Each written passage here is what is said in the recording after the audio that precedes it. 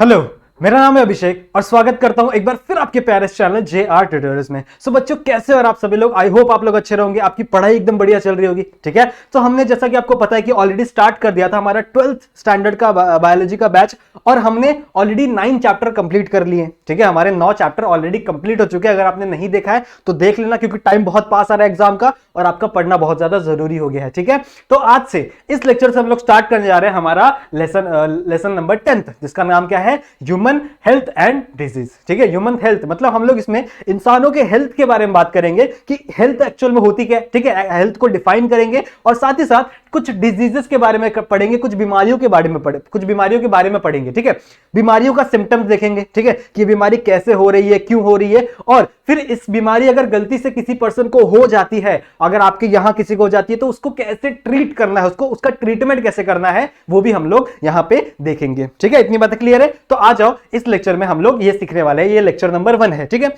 Video start करने से पहले आपको एक छोटी सी अनाउंसमेंट देनी है कि अगर आपने JR ट्यूटोरियल्स का एप्लीकेशन नहीं डाउनलोड किया है तो जाके उसे डाउनलोड कर देना हमारे प्ले स्टोर से। प्ले स्टोर में जाना, अपने ऐप के फटाक से जाके वहां पे सर्च करना, वहां पे क्या डालना है? JR ट्यूटोरियल्स का एप्लीकेशन। ठीक है, जैसे हमारे इस चैनल का लोगो है राहुल सर का, वही सेम टू सेम आपको लोगो मिल जाएगा JR ट्यूटोरियल्स के एप्लीकेशन का भी, तो उसे भी जाकर फटाक से डाउनलोड कर लेना, क्योंकि फ्यूचर में बहुत सारी चीजें आने वाली हैं उसके ऊपर। ठीक है, बहुत सारे कोर्सेस आने वाले हैं, फ्री कोर्सेस आएंगे, बहुत सारे डाउट सेशंस आएंगे, बहुत सारे क्विजेस आएंगे, तो वो भी डाउनलोड कर लो, फ्री टू यूज ऐप है एकदम। ठीक है, कर लेना। ऑल्सो अगर आप मेरे साथ कनेक्ट होना चाहते हैं, मुझसे कुछ बातें करना चाहते हैं, मुझसे कुछ डाउट पूछना चाहते हैं मेरे पूरे सेशन के थ्रू, तो आप डायरेक्टली आके मेरे इंस्टाग्राम आईडी पे मुझे मैसेज कर सकते हैं। ये मेरा इंस्टाग्राम आईडी है, डायरेक्टली आना, मुझे मैसेज करना और बताना सर मुझे ये डाउट है, या फिर अगर आपको मेरे लेक्चर्स पसंद आते हैं तो मुझे आके आप अप्रिशिएट भी कर सकते हैं कि सर आपका जो पढ़ाने का तरीका है वो काफी बढ़िया है। ठीक है, आ जाओ स्टार्ट करते हैं आज का हम लोग लेक्चर, जिसमें हम लोग पढ़ने वाले हैं ह्यूमन हेल्थ एंड डिजीज। तो सबसे पहले हम लोग ये डिस्कस करेंगे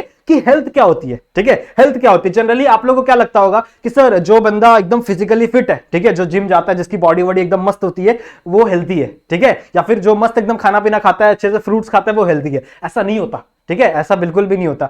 हेल्थ, अगर मैं WHO की बात करूं तो WHO ने कैसे डिफाइन किया है हेल्थ को? WHO क्या कहता है कि कोई भी पर्सन को हम लोग हेल्थी तभी बोल सकते हैं जब वो फिजिकली फिट हो। ठीक है, ध्यान से सुनना, वो फिजिकली फिट हो, वो मेंटली फिट हो, साथ ही साथ वो सोशली फिट हो। ठीक है, ध्यान देना। एक तो बात हुआ फिजिकली, जो आप लोगों को लगता था हाँ सर उसकी मस्त बॉडी है, ज्यादा मोटा नहीं है वो, या फिर पतला ज्यादा नहीं है, तो उसको हम लोग बोलते हैं हेल्थी है। ठीक है, या और साथ ही साथ वो मेंटली भी फिट होना चाहिए। ठीक है, मेंटली भी हेल्थी होना चाहिए। मतलब क्या कि जैसे फॉर एग्जांपल कोई बंदा मस्त एकदम जिम में जा रहा है, लेकिन उसको कोई मेंटल स्ट्रेस है, ठीक है, कोई स्ट्रेस है या फिर कोई डिप्रेशन है, ठीक है, तो ऐसा पर्सन को हम लोग हेल्थी नहीं कह सकते। साथ ही साथ वो सोशली भी फिट होना चाहिए। सोशली मतलब क्या कि जैसे जहां पे वो आसपास रह रहा है, जिस इन्वायरमेंट में रह रहा है, वो इन्वायरमेंट भी हेल्दी इन्वायरमेंट होना चाहिए। ठीक है, समझ में आ रही बात? तो अगर मैं डेफिनेशन की बात करूं, ठीक है, अगर मैं डेफिनेशन की बात करूं तो ये डेफिनेशन जो मैं लिखने जा रहा हूं ये दिया है किसने? WHO ने। ठीक है, WHO का मतलब क्या है? WHO एक ऑर्गेनाइजेशन है जिसको हम लोग कहते हैं वर्ल्ड हेल्थ ऑर्गेनाइजेशन, जो जनरली पूरे दुनिया की हेल्थ को मॉनिटर करना, ठीक है, दुनिया की हेल्थ को मॉनिटर करना है और दुनिया की हेल्थ को बेटर बनाने का काम करते रहते हैं वो लोग। ठीक है, तो उन्होंने क्या दिया है हेल्थ का डेफिनेशन कि द पर्सन बीइंग, ठीक है, एक ऐसा पर्सन बीइंग फिजिकली, ठीक है, फिजिकली मतलब क्या कि वो उसकी बॉडी सही होनी चाहिए। ठीक है, फिजिकली फिट होना चाहिए, या फिर कोई इसको बीमारी तो नहीं है, डिजीजेस तो नहीं है, वो सारी चीजें होनी चाहिए। साथ ही साथ मेंटली, ठीक है, मेंटली मतलब क्या कि उसको कोई डिप्रेशन तो नहीं है, ठीक है, कोई डिप्रेशन का शिकार नहीं है, फिर कुछ ब्रेन में कुछ भी चीजें ऐसी हो रही हो, कुछ ऐसी चीजें चल रही हो जिसकी वजह से वो नॉर्मल सर्वाइव नहीं कर पा रहा है। साथ ही साथ एंड सोशली, ठीक है, एंड सोशली, अगर कोई भी पर्सन फिजिकली फिट है, ठीक है, मेंटली फिट है और सोशली फिट है, तो हम लोग उसको कह सकते हैं वो बंदा क्या है? हेल्दी है। ठीक है, हम लोग क्या कह सकते हैं? हेल्दी। तो a person being physically, mentally and socially fit, ठीक है, a person being physically, mentally and socially fit, ऐसे लोग को हम लोग क्या कह सकते हैं? They are the healthy one. समझ रहे हो?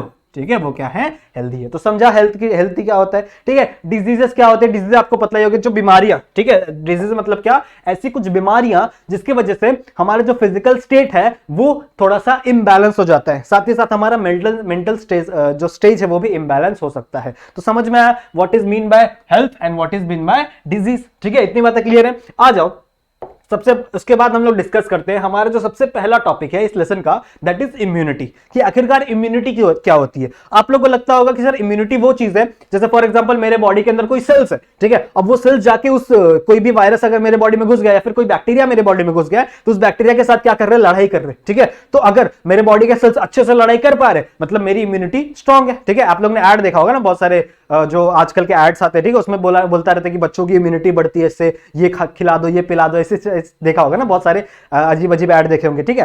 तो इम्यूनिटी क्या होती है, आओ डिस्कस करते हैं। सबसे पहला क्या है, it is ability of the host to protect itself, ठीक है। Ability of the host, host मतलब क्या होता है, सबसे पहले ये जानो, ठीक है। होस्ट मतलब क्या होता है, जैसे फॉर एग्जांपल कोई बैक्टीरिया है और वो बैक्टीरिया मेरे बॉडी के अंदर घुस गया है किसी भी मीडियम से, ठीक है, कुछ भी हो गया हो मेरे बॉडी के अंदर, उस मीडियम से वो बैक्टीरिया क्या किया है, मेरे अंदर पेनिट्रेट कर गया है, ठीक है। तो मैं क्या बन गया उस बैक्टीरिया के लिए, होस्ट, ठीक है। होस्ट मतलब क्या बोल सकते हैं, शिकार। जैसे कोई बैक्टीरिया मेरे अंदर घुस गया तो मैं क्या बन गया उसके लिए, होस्ट, समझ रहे हो। So it is ability of the host to protect itself from pathogens, ठीक है। पैथोजेंस क्या होते हैं, pathogens are the disease causing organism, हम लोग ऐसा बोल सकते हैं कि these are disease causing organism, मतलब ऐसे ऑर्गेनिज्म जो आपके बॉडी के अंदर आके, ठीक है, आपके बॉडी के अंदर आके आपको डिजीज कॉज करे, आपको बीमारियां कॉज करे, ऐसे ऑर्गेनिजम्स को हम लोग क्या कहते हैं, दीज आर पैथोजेंस। कौन कौन से पैथोजेंस हो सकते हैं, मोस्ट ऑफ द टाइम क्या होते हैं, बैक्टीरिया हो सकते हैं, ठीक है, बैक्टीरिया हो सकते हैं, वायरसेस हो सकते हैं, ठीक है, प्रोटोजोआ हो सकता है, समझ रही है बात, ठीक है। तो बहुत सारे टाइप के पैथोजेंस हम लोग देख सकते हैं, जैसे वायरसेस होते हैं बहुत सारे, जैसे आजकल अभी कुछ टाइम पहले ना 2 साल पहले हमारी पूरा जो वर्ल्ड था वो परेशान हो गया था कोविड के वायरस की वजह से, ठीक है। सो वायरसेस भी हो सकते हैं, बहुत सारे बैक्टीरियाज हो सकते हैं, बहुत सारे बैक्टीरियाज की वजह से इन्फेक्शंस होते हैं, ठीक है। फिर मैं बात करूं बहुत सारे प्रोटोजोआंस हो सकते हैं। आप लोग ने बीमारी सुनी होगी मलेरिया, ठीक है, तो मलेरिया किसकी वजह से होता है, मलेरिया भी किसकी वजह से होता है, एक प्रोटोजोआ होता है जिसे हम लोग कहते हैं प्लाज्मोडियम, ठीक है, उसकी वजह से क्या होता है, मलेरिया बीमारी होती है, ठीक है। तो प्लाज्मोडियम क्या है, एक टाइप का प्रोटोजोआ है, वो हम लोग करेंगे इस लेसन में डिस्कस करेंगे हम लोग, मलेरिया क्या होता है, एस्कैरिस क्या होता है, सारी बीमारियों के बारे में हम लोग आराम से डिटेल में डिस्कस करेंगे। तो इतना समझा, ठीक है। इम्यूनिटी के बारे में समझा, इम्यूनिटी क्या होती है, कि इम्यूनिटी एक ऐसी एबिलिटी है होस्ट की, ठीक है, होस्ट के पास ऐसी ताकत है, ऐसी पावर है जो क्या कर पा रहा है, उस वायरसेस के खिलाफ, वायरसेस बोल दो या फिर उन प्रोटोजोआ, ठीक है, जितने भी जो आपको बीमारी फैला रहे हैं उनके खिलाफ लड़ाई कर पा रहे हैं, ठीक है, उसको हम लोग क्या कहते हैं, इम्यूनिटी। अगर आपके पास ये एबिलिटी है, अच्छी एबिलिटी है, तो आपकी इम्यूनिटी अच्छी है, ठीक है। अगर आपके पास एबिलिटी इतनी नहीं है, आपके बॉडी के पास, आपका बॉडी इतना कैपेबल नहीं है वायरसेस के अगेंस्ट फाइट करने के लिए, तो आपकी इम्यूनिटी क्या हो जाएगी, खराब हो जाएगी, उसको हम लोग खराब इम्यूनिटी बोल सकते हैं। सो अगर मैं बात करूं टाइप्स ऑफ इम्यूनिटी की, ठीक है, अगर मैं बात करूं टाइप्स ऑफ इम्यूनिटी की, तो कितने टाइप्स की इम्यूनिटी हम लोग को देखने मिलेगी, ठीक है। अगर मैं बात करूं किसकी, टाइप्स ऑफ इम्यूनिटी की, तो इम्यूनिटी जनरली 2 टाइप्स की होती है, ठीक है। इम्यूनिटी कितनी होती है, जनरली 2 टाइप्स की होती है, एक होती है इनेट और एक होती है एक्वायर्ड, ठीक है। सबसे पहले क्या इम्यूनिटी है, एक होती है इनेट, ठीक है। इनेट का मतलब क्या होता है, ठीक है, इनैक्ट लिख दिया शायद मैंने, ओके, ठीक है। एक होती है इनेट इम्यूनिटी। इनेट इम्यूनिटी वो इम्यूनिटी है, ठीक है, जो आपको बचपन से मिली है, मतलब जैसे जिस इम्यूनिटी के साथ आप पैदा हुए हो, ठीक है, उससे मैं क्या कहूंगा, इनेट इम्यूनिटी। जैसे फॉर एग्जांपल आपकी स्किन, आपको क्या लगता है कि जो इम्यूनिटी है या फिर इम्यूनिटी कॉजिंग ऑर्गेनिज्म है, ठीक है, वो सेल्स है, वो क्या आपकी बॉडी के अंदर ही प्रेजेंट है, नहीं, आपकी जो स्किन है, ठीक है, वो भी आपको प्रोटेक्ट करती है, ठीक है। अगर फॉर एग्जांपल यहां से बहुत सारे वायरसेस घूम रहे, तो क्या वो मेरे बॉडी के अंदर घुस जाएंगे डायरेक्टली, नहीं। जो स्किन है क्या वो उसको घुसने देगी, नहीं, बिकॉज ये डेड टिश्यू की लेयर से बनी हुई है, सही बात है। तो ये भी क्या है, आपकी बॉडी के लिए एक इम्यूनिटी है। फॉर एग्जांपल आप कुछ खाना खा रहे हो, अब जब आप खाना खा रहे हो तो आपकी जो सबसे पहली वाली इम्यूनिटी है, दैट इज स्किन वाली इम्यूनिटी, वो क्या हो गई, पेनिट्रेट हो गई। तो आपका जो फॉर एग्जांपल कुछ खाने में क्या हो गए, कुछ बैक्टीरिया थे, कुछ वायरसेस थे, वो खाने के साथ आपके बॉडी के अंदर चले गए, ठीक है। तो बैक्टीरिया बोले ये मजे आ गए उनको, ठीक है। बैक्टीरिया बोल रही कि यार अब तो मैं स्किन को छोड़ के अंदर घुस चुका हूं, तो अब मैं क्या करूंगा, बीमारियां फैला दूंगा। लेकिन ऐसा होता है क्या, नहीं, वो खाना जाएगा आपके बॉडी के स्टमक में, ठीक है। स्टमक में क्या हो रहा है, कुछ केमिकल्स रिलीज हो रहे हैं, जैसे HCl रिलीज होता है हमारे स्टमक के अंदर, तो HCl क्या करेगा, उस खाने को डिसॉल्व करेगा, साथ ही साथ जितने वायरसेस हैं, जितने बैक्टीरिया है, उनको भी क्या कर देगा, मार देगा। समझ में आ रही बात? तो ये भी क्या है, जो HCl है, जो लाइसोजाइम्स है, हमारे सलाइवा में लाइसोजाइम्स होते हैं ना, तो वो भी क्या है, एक टाइप की इम्यूनिटी है। और ये जो इम्यूनिटी है हमको बर्थ से मिली हुई है, ठीक है, जैसे स्किन हमारे पास बर्थ से है, ठीक है, मेरे बॉडी के अंदर जो HCl रिलीज होता है जब से मैं खाना खा रहा हूं, यानी बचपन से, ठीक है, तब से मेरे पास क्या है, मेरे बॉडी के अंदर HCl है। मेरे माउथ में सलाइवा कब से, जब से मैं पैदा हुआ। समझ में आ रही बात? तो ऐसी इम्यूनिटी जो आपके साथ बर्थ से है, ठीक है, फ्रॉम बर्थ, ऐसा लिख सकते हैं हम लोग। ये कहां से आपके पास, फ्रॉम बर्थ से, जब से आप पैदा हुआ तब से इम्यूनिटी आपके साथ है। ऐसी इम्यूनिटी को हम लोग क्या कहेंगे, इनेट इम्यूनिटी। फिर अगर मैं नेक्स्ट बात करूं तो कुछ इम्यूनिटीज ऐसी होती हैं जो आप लोग एक्वायर करते हो अपनी लाइफ टाइम में, ठीक है, जैसे आपको कोई बीमारी हो गई थी तो उस बीमारी के वजह से, ठीक है, आप लोग ने क्या किया, उसके अगेंस्ट इम्यूनिटी एक्वायर की है, ठीक है, तो ऐसे इम्यूनिटीज को हम लोग क्या कहेंगे, एक्वायर्ड इम्यूनिटी। समझ में आ रही बात?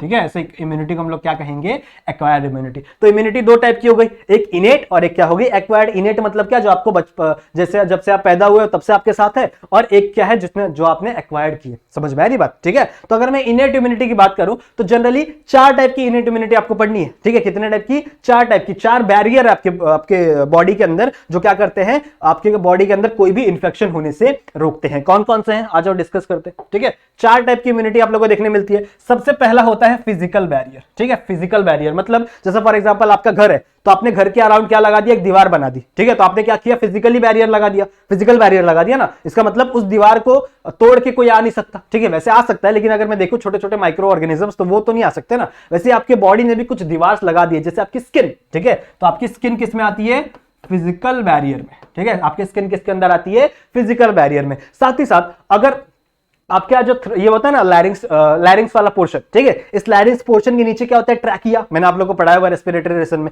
तो इसके नीचे, ठीक है, जहां ट्रैकिया प्रेजेंट होता है ना, वहां पे कुछ सेल्स प्रेजेंट होते हैं, ठीक है, वहां पे कुछ सेल्स प्रेजेंट होते हैं जिसे हम लोग कहते हैं गॉबलिन सेल। क्या कहते हैं हम लोग इसे, गॉबलिन सेल। गॉबलिन सेल्स क्या करते हैं, गॉबलिन सेल्स म्यूकस प्रोड्यूस करते हैं, ठीक है। गॉबलिन सेल्स क्या करते हैं, म्यूकस प्रोड्यूस करते हैं। देखा होगा ना आप लोगों को, जब आप लोगों को बहुत ज्यादा सर्दी हो जाती है, ठीक है, तो कफ जनरेट होता है, कफ आपके यहाँ पे गले में, वो क्या होता है, वो म्यूकस है। कौन सिक्रेट कर रहा है, गॉबलिन सेल सिक्रेट कर रहा है, ठीक है। वो भी क्या है, एक टाइप का इम्यूनिटी है। जैसे फॉर एग्जांपल यहाँ पे मैंने म्यूकस को बहुत ज्यादा थिक कर दिया, जिसके वजह से दूसरे कोई भी जो बैक्टीरिया है वो मेरे बॉडी के अंदर एंटर नहीं कर पाएंगे। समझ में आ रही बात? तो मैं स्किन लिख सकता हूं, ठीक है, यहाँ पे म्यूकस लिख सकता हूं।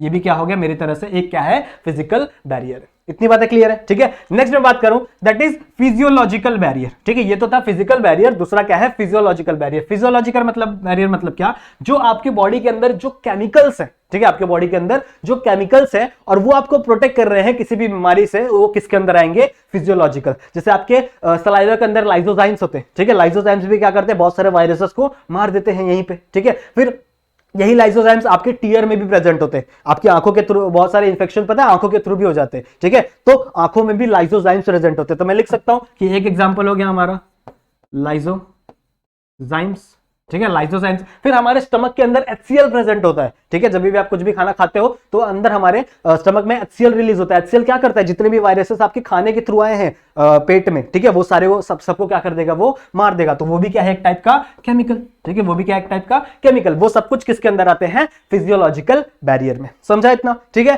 फिर कुछ सेल्स की बात हो रही है, ठीक है, कुछ सेलुलर बैरियर भी प्रेजेंट होते हैं। सेलुलर बैरियर मतलब क्या, ठीक है, सेलुलर बैरियर का मैं आपको एग्जांपल देता हूं, जैसे न्यूट्रोफिल्स है, ठीक है, न्यूट्रोफिल्स। मैंने आप लोग को पढ़ाया हुआ है ब्लड वाले लेसन में, याद करो। जो ब्लड था, ठीक है, उसको मैंने कितने पार्ट्स में डिवाइड किया हुआ था, जो ब्लड था वो 2 पार्ट में डिवाइड किया था, एक प्लाज्मा और एक सेल्स वाले, ठीक है। फिर सेल्स के अंदर भी 3 टाइप के सेल्स मिलते थे, एक आरबीसी, एक डब्ल्यूबीसी और एक प्लेटलेट्स। तो डब्ल्यूबीसी का जो क्लासिफिकेशन है वो याद करो, डब्ल्यूबीसी का जो क्लासिफिकेशन है वो याद करो। डब्ल्यूबीसी 2 पार्ट्स में डिवाइडेड होते थे, एक थे ग्रैन्युलोसाइट और एक थे ए ग्रैन्युलोसाइट। याद आ रहा है? ठीक है, एक थे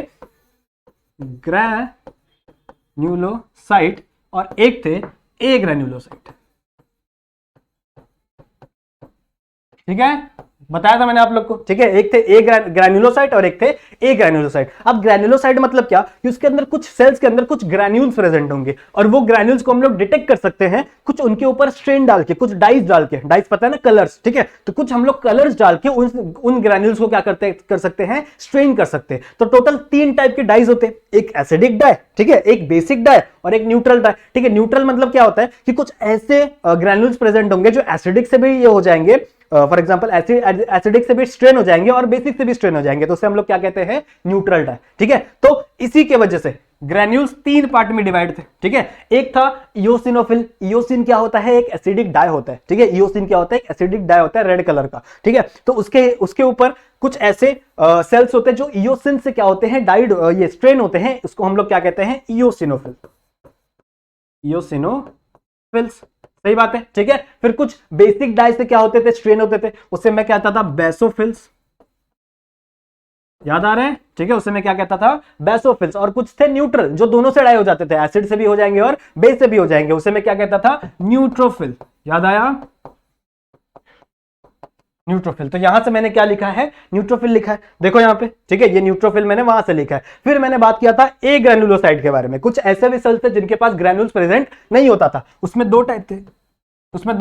ठीक है, एक थे मोनोसाइट्स और एक थे ल्यूकोसाइट्स। याद आ रहा है? ठीक है, एक थे मोनोसाइट और एक थे ल्यूकोसाइट। ठीक है, तो होता क्या है, देखो ये जो मोनोसाइट्स है ना, ये आगे चल के एक दूसरे सेल में फॉर्म हो जाता है, इनका स्ट्रक्चर बड़ा हो जाता है, उन सेल्स को हम लोग कहते हैं मैक्रोफेजेस। ठीक है, उनका नाम क्या रहता है, मैक्रोफेजेस। और ये जो मैक्रोफेजेस है और ये जो न्यूट्रोफिल्स है ना, दोनों का एक कॉमन फंक्शन होता है। ठीक है, दोनों क्या फंक्शन होता है, कॉमन फंक्शन होता है, जिसे हम लोग कहते हैं फैगोसाइटिक फंक्शन। फैगोसाइटिक मतलब क्या, कि आपके बॉडी के अंदर, ठीक है, आपके बॉडी के अंदर अगर कोई भी बैक्टीरिया घुसा, कोई भी वायरस घुसा, तो सबसे पहले दौड़ के कौन जाएगा, न्यूट्रोफिल जाएगा और उस बैक्टीरिया को क्या करना शुरू कर देगा, वो खाना शुरू कर देगा। समझ में आ रही बात? तो सबसे ज्यादा कौन जाता है, न्यूट्रोफिल्स जाता है। इसीलिए सबसे ज्यादा नंबर ऑफ न्यूट्रोफिल्स भी आपके बॉडी में अंदर प्रेजेंट होते हैं। अगर मैं बात करूं डब्ल्यूबीसी के जितने भी टाइप्स है ना, तो इन सारे टाइप्स में से अराउंड 70%, ठीक है, अराउंड 70% सिर्फ क्या प्रेजेंट होते हैं,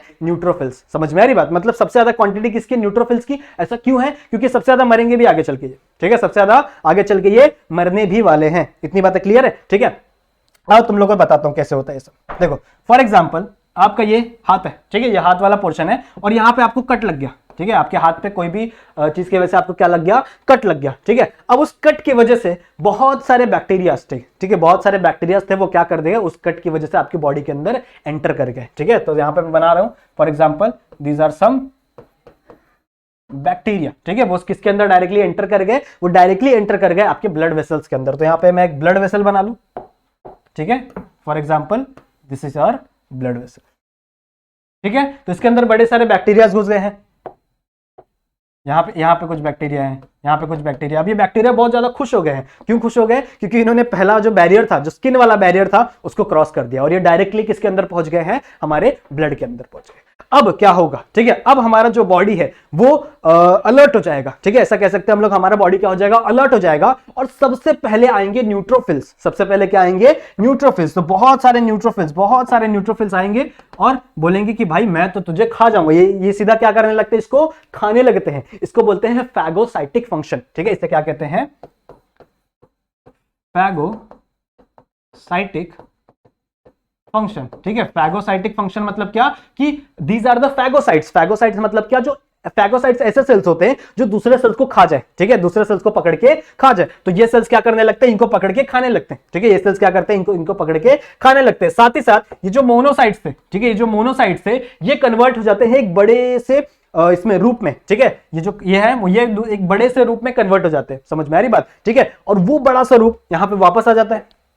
कहां गया, यहां पे आ जाता है। ठीक है, यहां पे आ जाता है ये भी, और ये बोलता है भाई मैं ये तो बहुत बड़ा रहता है। ठीक है, ये क्या रहता है, बहुत बड़ा रहता है, और ये 4 बैक्टीरिया 5 बैक्टीरिया को एक ही साथ खाने लगता है। समझ में आ रही बात? सो देखो, ये जो जितने भी बैक्टीरियाज है, ठीक है, ये जितने भी बैक्टीरियाज हैं, ये सारे नॉन स्पेसिफिक है। ठीक है, ये सारे क्या है, नॉन स्पेसिफिक है। मैंने आप लोगों को शायद यहां पे नहीं लिखवाया, ओके, ठीक है, यहां पे मैंने एक चीज आपको नहीं लिखवाई शायद, कि जितने भी इनएक्ट इम्यूनिटी है, ठीक है, जितने भी इनएक्ट इम्यूनिटी है, ये सारे के सारे नॉन स्पेसिफिक है।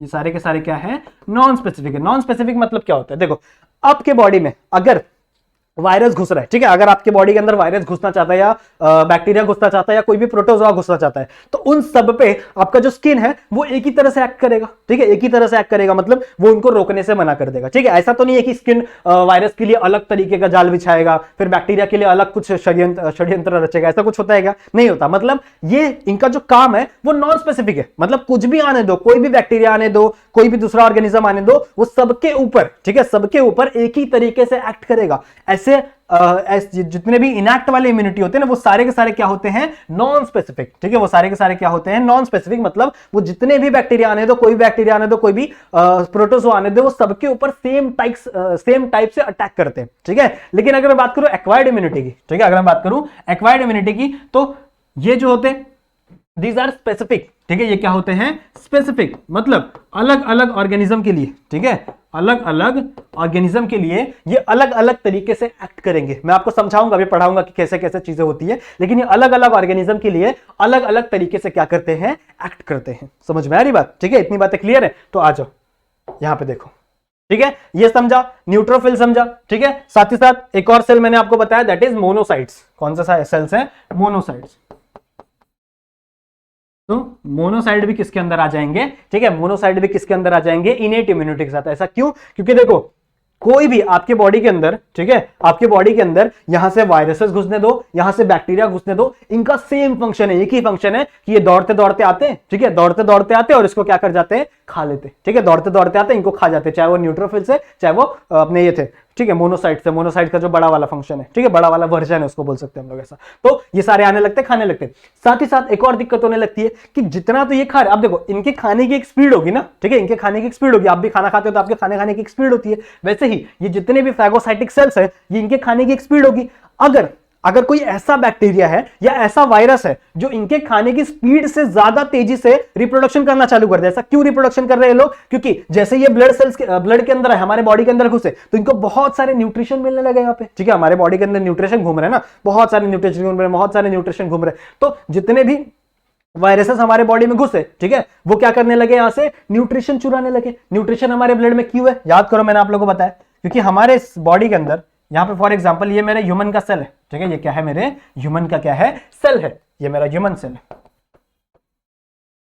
जो नॉर्मली अपना काम कर रहा है, ठीक है, नॉर्मली क्या कर रहा है, अपना काम कर रहा है। तो इसको न्यूट्रिशन चाहिए भैया, इसको ग्लूकोज चाहिए, इसको ऑक्सीजन चाहिए, तभी ये क्या कर सकता है, अपना एटीपी का फॉर्मेशन कर सकता है। तो बहुत ज्यादा अमाउंट में ग्लूकोज प्रेजेंट है इस ब्लड पे, तो ये क्या कर रहे हैं भैया, ये उस ग्लूकोज को चुरा रहे हैं, ग्लूकोज को चुरा रहे हैं और अपनी कॉपीज बनाने लग रहे हैं, ठीक है, क्या करने लग रहे हैं, अपनी कॉपीज बनाने लग रहे हैं। समझ में आ रही बात, ठीक है, अपनी कॉपीज क्या करने लग रहे हैं, बनाने लग रहे हैं। और जितने तेज ये होते रिप्रोड्यूस होते, ठीक है, जितने तेज रिप्रोड्यूस होते हैं उतने तेजी क्या कर रहे हैं, जो अपने फैगोसाइट्स है वो क्या कर रहे हैं, उनको खा रहे हैं। लेकिन कभी कभी ऐसा हो जाता है, ठीक है, कभी कभी ऐसा हो जाता है कि ये जो फैगोसाइट्स है ना, ठीक है, ये फैगोसाइट्स है ना, इनका जो स्पीड है वो कम हो जाता है और इनके रिप्रोडक्शन का स्पीड ज्यादा हो जाता है। मतलब जितनी तेजी से ये खा रहा था, ठीक है, जितने तेजी से न्यूट्रोफिल्स खा रहा था, उससे ज्यादा तेजी से ये क्या कर रहे हैं, रिप्रोड्यूस हो रहे हैं, ठीक है, उससे ज्यादा तेजी से क्या हो रहे हैं, ये रिप्रोड्यूस हो रहे हैं। मतलब अब वायरस का खर्चा जो खतरा है वो बढ़ रहा है, ठीक है, वायरस का जो खतरा है वो क्या हो रहा है, दिन टाइम टू टाइम क्या होने लग रहा है, बढ़ रहा है, क्योंकि इनके नंबर्स क्या हो रहे हैं, धीरे धीरे इंक्रीज हो रहे हैं।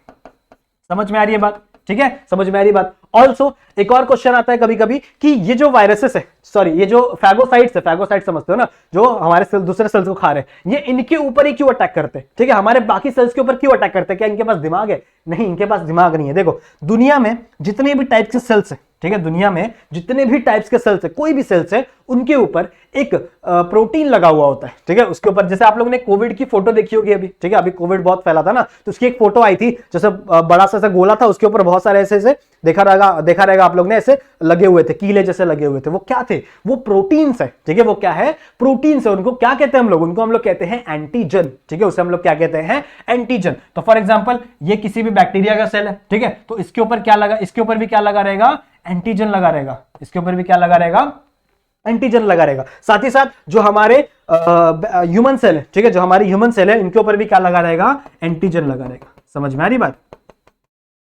ठीक है, इनके ऊपर भी क्या लगा, एंटीजन। लेकिन सबके एंटीजन अलग होते हैं, ठीक है। मेरे बॉडी के जो एंटीजन होंगे, ठीक है, मेरे बॉडी के जो एंटीजन होंगे वो तुम्हारी बॉडी से अलग होंगे। मतलब अगर मैं मेरे बॉडी के सेल्स तुम्हारी बॉडी में डाल दूं तो तुम्हारे बॉडी के लिए क्या होंगे, वो वायरस और बैक्टीरिया के समान है, ठीक है। तुम्हारा बॉडी फटाक से आएगा और उस वायरस के ऊपर अटैक, जो मेरे सेल्स है उनके ऊपर क्या करने लगेगा, अटैक करने लगेगा। ऐसा क्यों होता है, ऐसा क्यों होता है, बिकॉज ऑफ एंटीजेंस, ठीक है, बिकॉज ऑफ एंटीजेंस। अगर तुम्हारे बॉडी के, ठीक है, जो तुम्हारे बॉडी के जो न्यूट्रोफिल्स है वो एक एंटीजन को पहचानते हैं। जैसे मेरे बॉडी के अंदर कुछ एंटीजन है, मान लो मेरा नाम क्या है, अभिषेक, ठीक है, तो ये अभिषेक नाम के एंटीजन है, यहाँ पे ये नंबर प्लेट है फॉर एग्जांपल, ठीक है, घर का नाम है। तो जैसे ये आए, ठीक है, तो ये सेल को देखिए, अच्छा तेरा तू अभिषेक का सेल है, अच्छा तेरे को छोड़ दिया, क्योंकि ये जो न्यूट्रोफाइल्स है, ठीक है, न्यूट्रोफाइल्स है, और जो फैगोसाइट्स है ये भी क्या है, मेरे सेल्स के, मेरी बॉडी के, तो ये मुझे छोड़ देंगे। लेकिन जैसे ये बैक्टीरिया के ऊपर आएंगे, ठीक है, बैक्टीरिया के सेल्स के ऊपर भी क्या प्रेजेंट होगा, एंटीजन प्रेजेंट होगा। तो ये इसको बोलेंगे अच्छा तू बैक्टीरिया का एंटीजन है, तेरे को पकड़ के खाने लगेंगे लोग।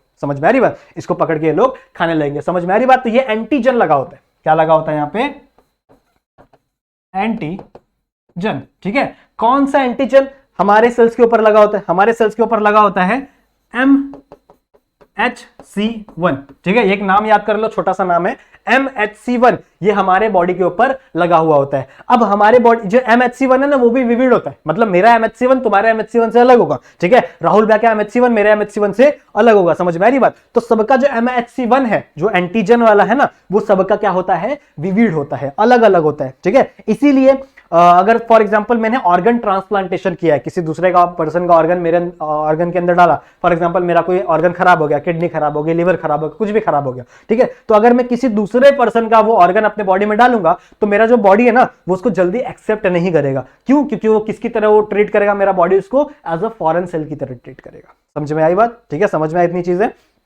इतना समझ में आया। तो अब समझ में आया कि ये क्यों इसके ऊपर अटैक कर रहा है और क्यों इन सेल्स के ऊपर अटैक नहीं कर रहा है।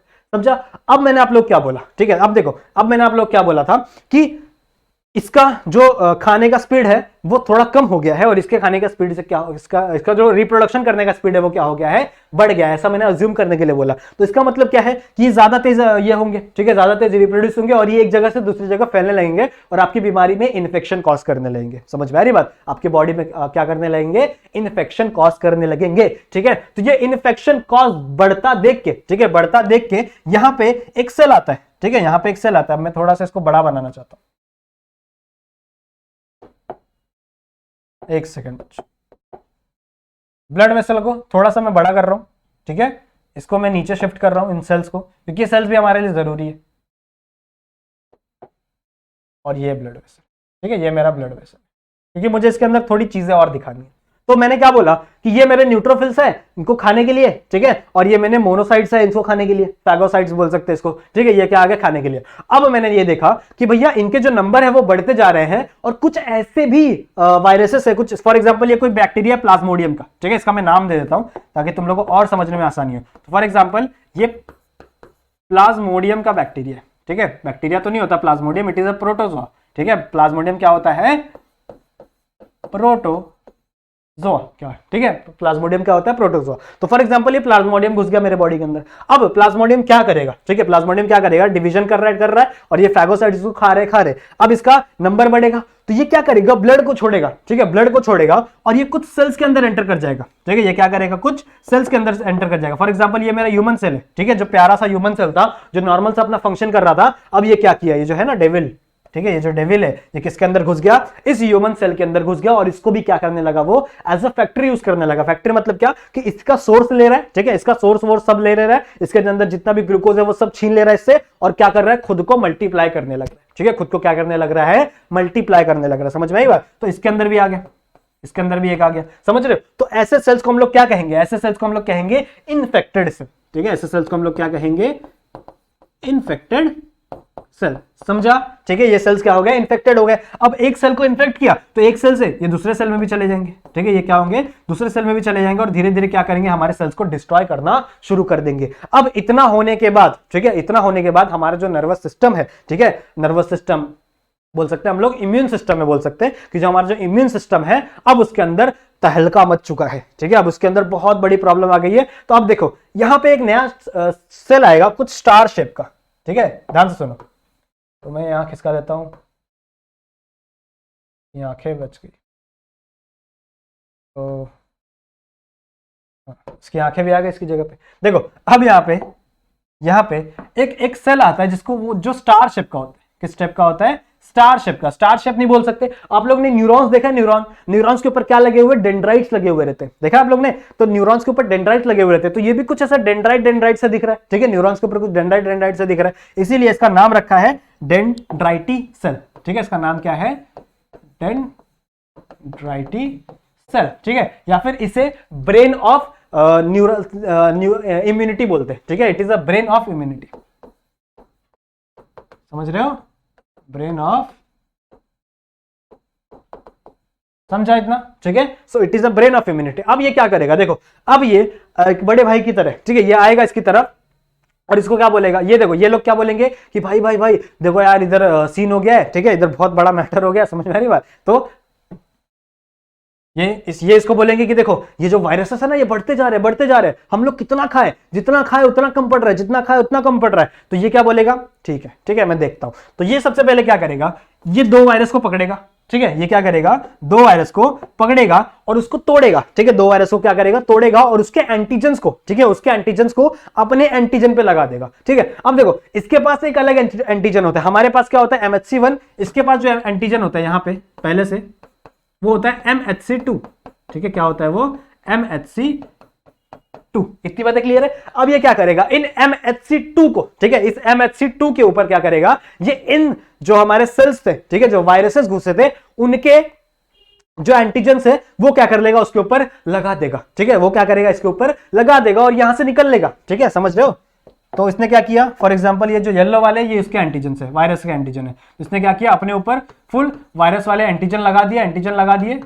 ठीक है, समझ में आ रही बात? वायरस वाले एंटीजन क्या किया? इसने अपने ऊपर लगा दिए। अब ये बोलेगा कि भाई रुको, मैं मदद लेके आता हूं। ठीक है, मैं क्या करता हूं? मदद लेके आता हूं। अब ये जाता है लिम्फ नोड में। ठीक है, कहां पे जाता है ये? लिम्फ नोड में। ध्यान से सुनो कहानी। ये मेरा लिम्फ नोड है। ठीक है, ये क्या है? लिम्फ, एक सेकंड,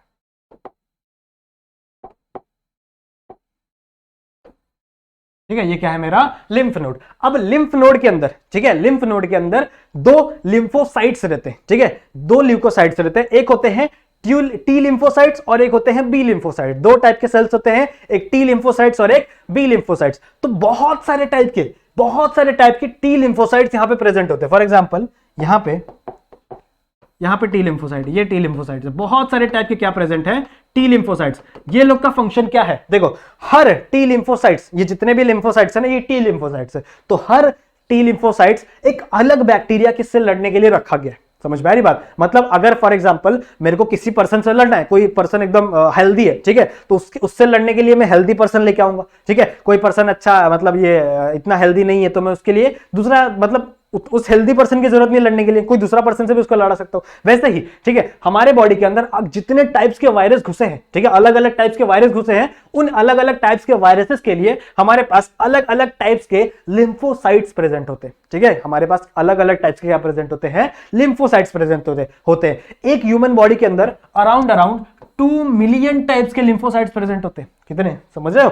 2 मिलियन टाइप्स के लिम्फोसाइट्स। मतलब हमारे पास ऐसे वायरसेस का भी लिम्फोसाइट प्रेजेंट है, ऐसे वायरसेस का भी एंटीबॉडी प्रेजेंट है जो नेचर में एग्जिस्ट भी नहीं करता। समझ में आ रही बात? मतलब इतने सारे जो लिम्फोसाइट्स है वो कहां प्रेजेंट है? लिम्फ नोड के अंदर प्रेजेंट है। अब आएगा हमारे पास हमारा डेंड्राइटिस सेल। ठीक है, डेंड्राइटिस सेल कहां गया? ये लो, यहां पे बना देता हूं मैं।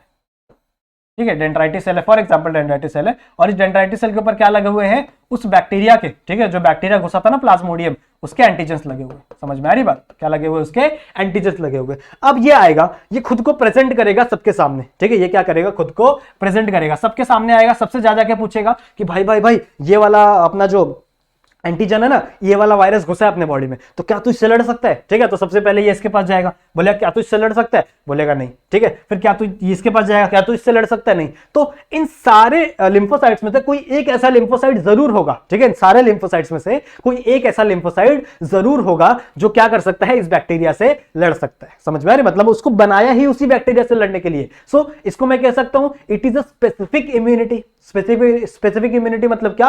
कि आप अलग अलग बैक्टीरिया को या वायरस को अलग अलग तरीके से ट्रीट कर रहे हो। ठीक है, अलग अलग वायरस को, बैक्टीरिया को आप अलग अलग तरीके से क्या कर रहे हो? ट्रीट कर रहे हो। समझ में आ रही बात?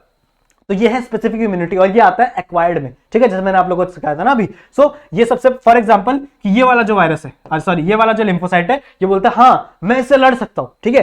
जैसे ही पता चलता है कि ये इस एंटीजन से लड़ सकता है, ये जो ल्यूकोसाइट है, सॉरी लिम्फोसाइट है, ये क्या करेगा, अपने अनकंडीशनल नंबर ऑफ क्या बनाने लगेगा, कॉपी बनाने लगेगा, ठीक है। अनकंडीशनल नंबर ऑफ क्या बनाने लगेगा, कॉपी बनाने लगेगा। इसको मैं टी सेल लिख देता हूं।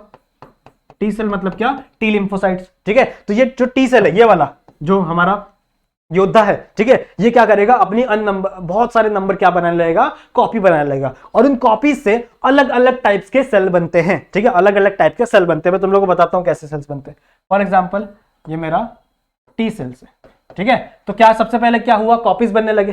तो एक ऐसा सेल बनेगा, ठीक है, एक ऐसा बनेगा जो क्या करेगा, वहां पे जाके लड़ने वाला है, ठीक है। और जो सेल्स आपको मैंने सिखाया था ना कि जो इन्फेक्शन हुए थे सेल्स के ऊपर, ठीक है, जो इन्फेक्शियस सेल्स थे उनको बचाने का काम कौन, उनको बचाता नहीं, उनको डायरेक्ट मार देता है, ठीक है। उनको बचाने मारने का काम कौन करेगा, एक ऐसा सेल है, ये वाला सेल।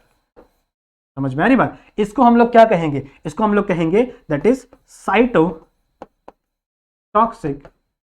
टी सेल, ठीक है। इसे मैं क्या कहूंगा, साइटोटॉक्सिक टी सेल। इतनी बातें क्लियर है। फिर एक और सेल बनेगा, ठीक है, एक और सेल बनेगा, ठीक है, एक और सेल बनेगा। इसे मैं कहूंगा it is a memory T cell, ठीक है। नाम सुनना, ये है साइटोटॉक्सिक टी सेल, ठीक है, ये है मेमोरी टी सेल। और एक और बनेगा that is suppressor T cell, suppressor T cell, ठीक है। इतनी बातें क्लियर है। लास्ट 4 टाइप के सेल्स बनते हैं। तो लास्ट जो हमारा सेल है that is helper T cell, helper T cell. समझा इतना, ठीक है। मैंने क्या बोला, वापस सुनो ध्यान से कि ये जो हमारा सेल था, ठीक है, इसको हम लोग क्या कह रहे थे, डेंड्राइटिस सेल। अच्छा, इस सेल को प्रेजेंटर सेल भी बोलते हैं। प्रेजेंटर सेल क्यों बोलते हैं, क्योंकि अपने आप को आके यहाँ पे प्रेजेंट करता है, बोलता है भाई सबसे पूछता फिरता है कि भाई ये वाला एंटीजन आ गया मेरे इसमें, ठीक है, तो क्या तू इसके लिए लड़ सकता है इस एंटीजन से। तो ये बोलता है नहीं, ठीक है, ये बोलता है नहीं, ये बोलता है नहीं, ये बोलता है नहीं, लेकिन यह बोलता है कि हाँ भाई मेरा तो जिंदगी का मकसद ही यही है, ठीक है, मेरा तो जिंदगी का मकसद ही यही था कि मैं इस वायरस से या फिर इस बैक्टीरिया से आके लड़ूं, ठीक है। समझ में आ रही है बात। तो ये बोलता है ठीक है, तैयार हो जाता है और ये क्या करेगा, अपने अन नंबर ऑफ कॉपीज बनाना स्टार्ट कर देगा, ठीक है, बहुत ज्यादा अमाउंट ऑफ कॉपीज बनाना स्टार्ट कर देगा। इतनी बातें क्लियर है। इन कॉपीज से, ठीक है, इन कॉपीज से टोटल 4 टाइप के सेल्स बनते हैं, ठीक है। इन कॉपीज से अलग अलग टाइप्स के सेल बनते हैं। एक सेल को हम लोग क्या कहते हैं,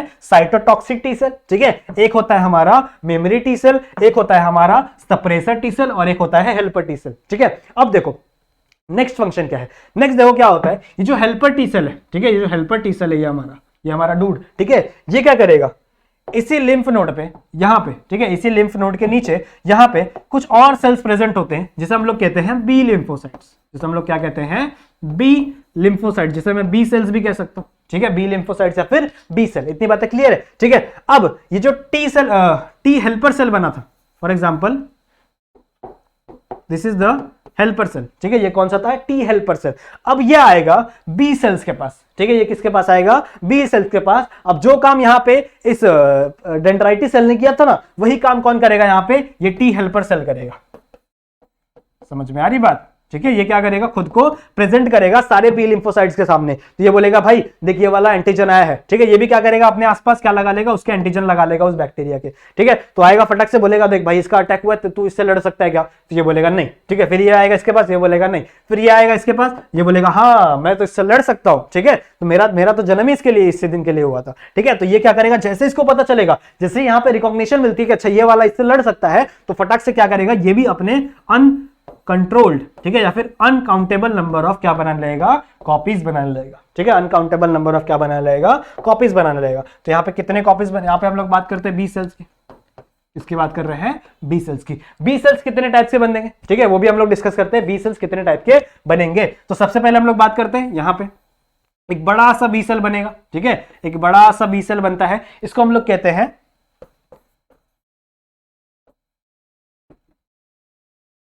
प्लाज्मिड, ठीक है, इसको हम लोग क्या कहते हैं, प्लाज्मिड बोल सकते हैं या तो, ठीक है, इसका एक और नाम है, ध्यान से सुनो, ठीक है।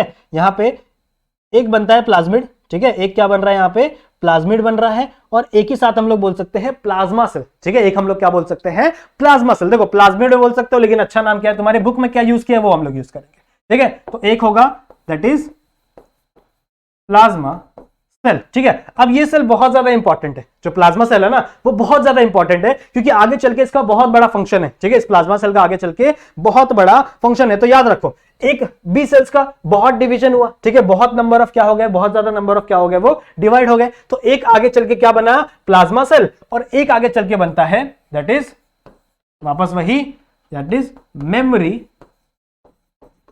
B cell.